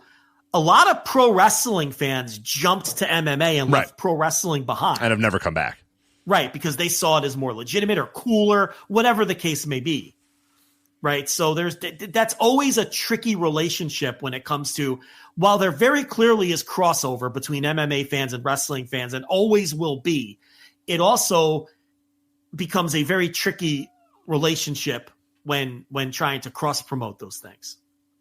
Right, and they have to kind of detach years of, UFC largely spent a lot of their last, several years kind of telling you, pre-TKO, telling you that wrestling shit's bad and it's, fake and, that sort of stuff. Dana White was never very complimentary of WWE or Vince McMahon, and Vince McMahon post. Well, he was a Vince. He always put over Vince as a great businessman and promoter, but yeah, he did shit on pro wrestling. He did shit on pro wrestling a lot. And I think, Vince McMahon and WWE probably always harbored some ill will towards UFC because it was really putting, Ultimate Fighter on after Raw that helped launch UFC into the stratosphere it went to. Is, UFC was, mildly popular for a while there, and then it did disastrous, and then it kind of got mildly popular again. And they put Ultimate Fighter on after Raw, and Ultimate Fighter grabbed, like you said, all that wrestling audience and said, whoa, what is this? This is pretty cool. I'm going to be a fan of this now. And Vince saw his audience largely go to UFC. In big numbers go to UFC. So I think he always harbored some ill will towards it as well. So yeah, you got to have to sort of, and the fans always felt like it was, a lot of that push and pull between MMA fans and wrestling fans, despite, some of us, we know that the prominent, wrestling journalists like Dave Meltzer or whatever covered both. But I think you're right that a lot of fans probably did choose one or the other, maybe weren't. Well, I think it's easier to convert wrestling fans to being MMA fans than it is to convert MMA fans to being wrestling fans. Agreed. Especially today's MMA fans, which are obviously it's a much more technical thing. So if you're still a fan of today's MMA and today's UFC, it's going to probably be really tough to. Right. And now if you're talking the era of Brock Lesnar or whatever, when it's just big heavyweights, clubbing each other, like that's probably a little bit easier to convert. But now it's I don't know. It feels really tough in today's. I just think that wrestling, and this is why those Raw fans would stick around for Tough in 2005 or whatever. I think it's easier for wrestling fans to also follow and relate to MMA because they can see the storyline side of the sport. Whereas if you're an MMA fan, it's harder for you to relate to pro wrestling because it feels like you're taking a step backwards and you're into why am I watching fake fighting when I can just watch fighting? Right. Whereas wrestling fans would leave the Ultimate Fighter on and they'd be like, oh, this Chris Lieben, Josh Koscheck thing is fucking pro wrestling. Right. Like this is pro wrestling, Stephan Bonner and Griffin and Forrest Griffin. Like there's pro wrestling storylines all over this show. So it's easier to convert one way than it is to the other way. Of course, and Conor McGregor, that guy's just out there doing pro wrestling at the end of every one of his fights and stuff too. So and even before that, with guys like quite literally Brock Lesnar there, converting wrestling fans into UFC fans too. Right, and we even saw that in Japan, where the pro wrestling fans took to the legitimate fighting instantly, to the point it almost killed the worked pro wrestling in Japan. Whereas it doesn't work, and it didn't. It's like when mixed martial arts, when Pride died in Japan and Dream didn't make it and all that. It's not like all those fans rushed. They didn't all go back to pro wrestling. Pro wrestling in Japan is still recovering from that shit from 25 years ago. It's never ever gotten in. It probably never will be as popular as it was then because of that. So that's kind of my thing. It's like that's why when I look at Brazil, I think they're going to run into that issue. Mm-hmm. The issue of Brazil is a very much, grappling. It's called Brazilian Jiu-Jitsu. They're into their grappling. They're into their mixed martial arts. They're into their legitimate fight sports. And it's harder to convert them in reverse. In every other market that we've seen and every other example that we have, it's easier to go the other way. It's easier for MMA to come in and attract pro wrestling fans. So that's where I hope that they do try Brazil because I'm curious to see how that all works out. Mm-hmm. And again, I don't know that there's been major league pro wrestling. I don't know anything about Brazil's pro wrestling scene. I don't know anything about it. I know nothing. Ever since Pat Patterson won the Intercontinental title in Rio de Janeiro. Oh, yeah. Other than that, that's as far as I knew. Famous match on tape. We've all seen it. Yeah. Great tournament, too. A hell of a tournament. Yes. And he won that final and took home the IC title. It's fantastic. So did they even make up an opponent that he beat? I don't even remember. Yes. I looked this up not that long ago. I think it was Johnny Rods or something like that. It was somebody. Johnny Rods. No, it was someone dumb. No, it was someone terrible that you're like, really? That's the best he could come up with? Definitely wasn't Johnny Rods. Let's see who it was. Let's see. Rio de Janeiro IC title. I want to say it was someone bad. Let me see. I'm sure it was someone bad. There's no way it was Johnny Rods. There's not a fucking chance. Intercontinental Championship one time. I'm telling you're gonna apologize to me. I guarantee you it's Johnny Rods. I promise you I looked this up recently. I'd be stunned if it's Johnny Rods. All right, you ready? You ready to get an apology tour? You ready? Yeah, I'm ready. All right. Pat Patterson became the first champion as a result of defeating Ted DiBiase to win the WWF North American Heavyweight Championship on June 19th, 1979 in Allentown, Pennsylvania, and defeating Johnny Rods in a tournament final in Rio de Janeiro. They made it so ridiculous that my whole point was they thought they're like, just fucking say he beat Johnny Rods in Rio de Janeiro. Who cares, right? Like, that's a rib in itself. Yes, it's Johnny a multiple time rib. Yes. So he defeated Johnny Rods in a fictional tournament final in Rio de Janeiro to unify the North American Heavyweight Championship with the fictional South American Heavyweight Championship to create the WWF Intercontinental Championship. So Johnny Rods was the South American Heavyweight champion. Right. Let me see if that's listed on Johnny Rods. No.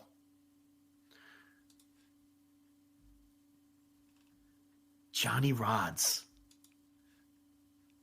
That had to be that was a rib, and that was a total rib. Yeah, it was a double TV jobber. Yeah, right, right. So it's a rib that like this tournament existed, and then they're just like, we'll make it a preposterous opponent that he faced.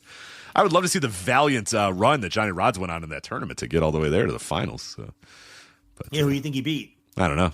Who do you have to beat to win the South American? Who was the in 1979? Yeah, Stan Stasiak or something. Stan Stasiak, yeah. WWE North American Championship.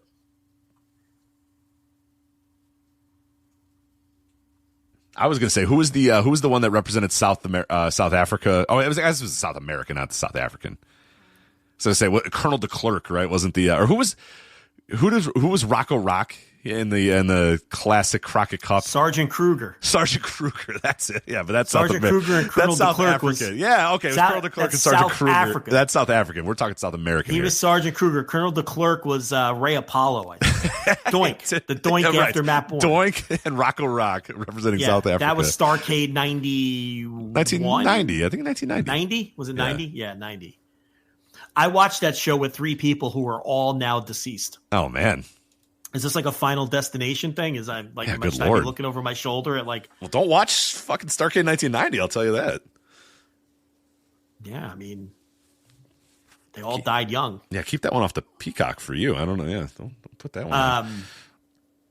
Yeah, they awarded DiBiase the North American title just when he showed up in the territory. This guy's the North American champion. Right. Patterson actually lost that belt to Seiji Sakaguchi, and then they just Japan just like they're like, we don't want this shit. WWE is like, we don't want that shit back, and then New Japan just forgot about it, I guess. So, I love titles in that era. It's so good. That was the end of that. But or they don't even. There'd be title switches, and they're like, nah, we're not gonna fucking. They didn't even create a fake history for this South American title. No, didn't even bother. Yeah. Johnny Rods, maybe he beat Baron Mikel Cicluna for it, or somebody like that. Right. From parts unknown, the Destroyer. Yeah, I don't know. The South American Destroyer he defeated. A made-up wrestler. Yeah. I like Stan Stasiak. Let's make it Stan Stasiak then. First mention of the Intercontinental title took place in August 1979 in an interview after Patterson defeated Johnny Rivera. That's another one. Johnny Rivera, yeah. Good names. All right, real quick, and then we'll get out of here. Ring of Honor, Supercard of Honor has been moved to All In Texas weekend, Friday, July 11th at the Esports Stadium. So Supercard of Honor was supposed to happen a couple weeks from now, and now it's been moved to the All In Texas weekend. And Ring of Honor Death Before Dishonor, which was supposed to take place on All In Texas weekend, has been moved to Friday, September 5th at the 2300 Arena in Philadelphia. So there you go. And well, we're running out of time, but just wanted to say I like Dynamite. That was a good show. No, there's a lot of really good stuff going on in AEW right now. You kind of touched on a lot of it in the Thursday Dynamite review. I'll take a couple minutes here real quick, and then we'll get out of here. But I think a lot of stuff that they've been doing lately has been really, really good. And the thing that's really struck me is like the Kevin Knight push and whatever's going on with Kevin Knight. I think is awesome because you bring a guy in that's brand new. I'm just going to use him as an example. They've done it with a couple of guys, but you bring in this guy that's new and people are going to do the normal, nobody knows who this guy is. They didn't introduce him. They didn't do anything. And it's like 2 or 3 weeks later, the guy, he wrestles once, then he wrestles Ospreay on pay-per-view, gives a pretty good effort against Ospreay. People then go, okay, this guy's pretty good. Then he comes in, he's a part of that team that wins the money, which that has been they've gotten so much out of that. I saw some people laughing about that, about doing that the 8-man tag for what was it, $400,000 or $800,000, whatever the money was. But it's been super cool because these guys have been unified in that ever since, right? Yeah. Because they're like, I got a friend for life, man. You help me win. Kevin Knight's like, hell yeah, man, I won. It's a lot of money for me, Mike Bailey said he was going to buy some shoes. He hasn't bought some shoes, but then the guys have each other's backs now for a while because they all helped each other win some money. So it's been pretty cool that Ospreay, a Knight will come out to help these guys and whatnot. But so you have him align with these guys, and he has a good tag match there. And now in 4 weeks, it's like Kevin Knight's a dude. You know what I mean? Kevin Knight's a guy, and it's just not that hard to do if you just stick with it and you have a guy and you just put him on your TV for a couple weeks. You can make a guy and fans learn about him. You don't have to have a video package. Kevin Knight hasn't had to go in the ring and do a long monologue. It's just like, yeah, here's Kevin Knight. He's a good wrestler. He's friends with this guy. He's friends with that guy. He's friends with that guy. And there you go. And you're ready. And now he's good. He's good to go, basically, from this point forward. So it's been a lot of simple and smart booking. I like how everything's really interconnected right now, too, in AEW. It's based off of that, the money match, which, again, laugh at all you want, but those guys are now completely aligned with each other. And I thought the opening segment on Dynamite was great, too, because it's like, fuck, all the baby faces are kind of together. They all have each other's backs. Why not? Why wouldn't they? Kenny Omega coming out to save those guys, the Ops coming out there to help these guys. Like that's cool. I think that goes a long way to have this sort of interconnected locker room is really good, especially with the Death Riders too. It's cool, and I know that Ian Riccoboni and he was talking about that too. It's like, hey, maybe the best thing to fight the Death Riders is a fully aligned locker room of AEW wrestlers, and it's like, yeah, it makes sense. That makes sense to me. So yeah, I think Dynamite's been really, really good lately. I've really been enjoying it. Caught up after last week's show and really enjoyed last week's show. Obviously, it's just been a lot of wrestling, not a lot of bullshit, and a lot of stuff that makes sense. So it's been really, really good couple weeks of Dynamite. Definitely wanted to mention those. And I should note AEW doing the Dean shows. Let me get those up real quick. I forgot to put them on.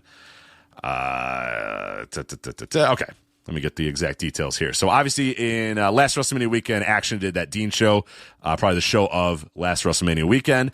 Well, Tony announced that they're going to do a Dean 2 and a Dean 3. Dean 2 is going to be the night before Double or Nothing. I believe that's the outdoor show. And then Dean 3 is going to be taking place at the ECW Arena the night before the Death Before Dishonor show.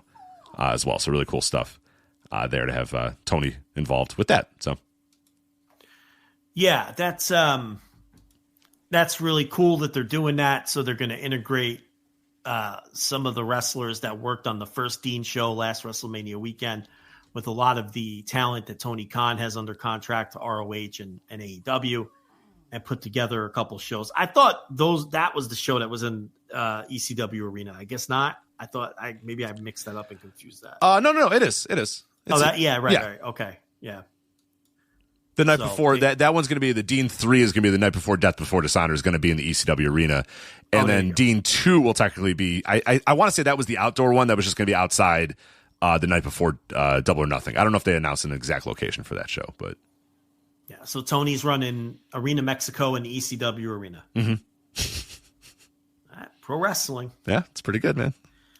I mean, for all the complaints I have with AEW, thank God it exists. And thank God it's run by the billionaire wrestling nerd. Like you said, it could have gone a completely different way. It could have been a billionaire Vince Russo mark, Yep. And instead we got the guy who was on a forum and now is going to run a show off of one of the guys he used to post on the forum with.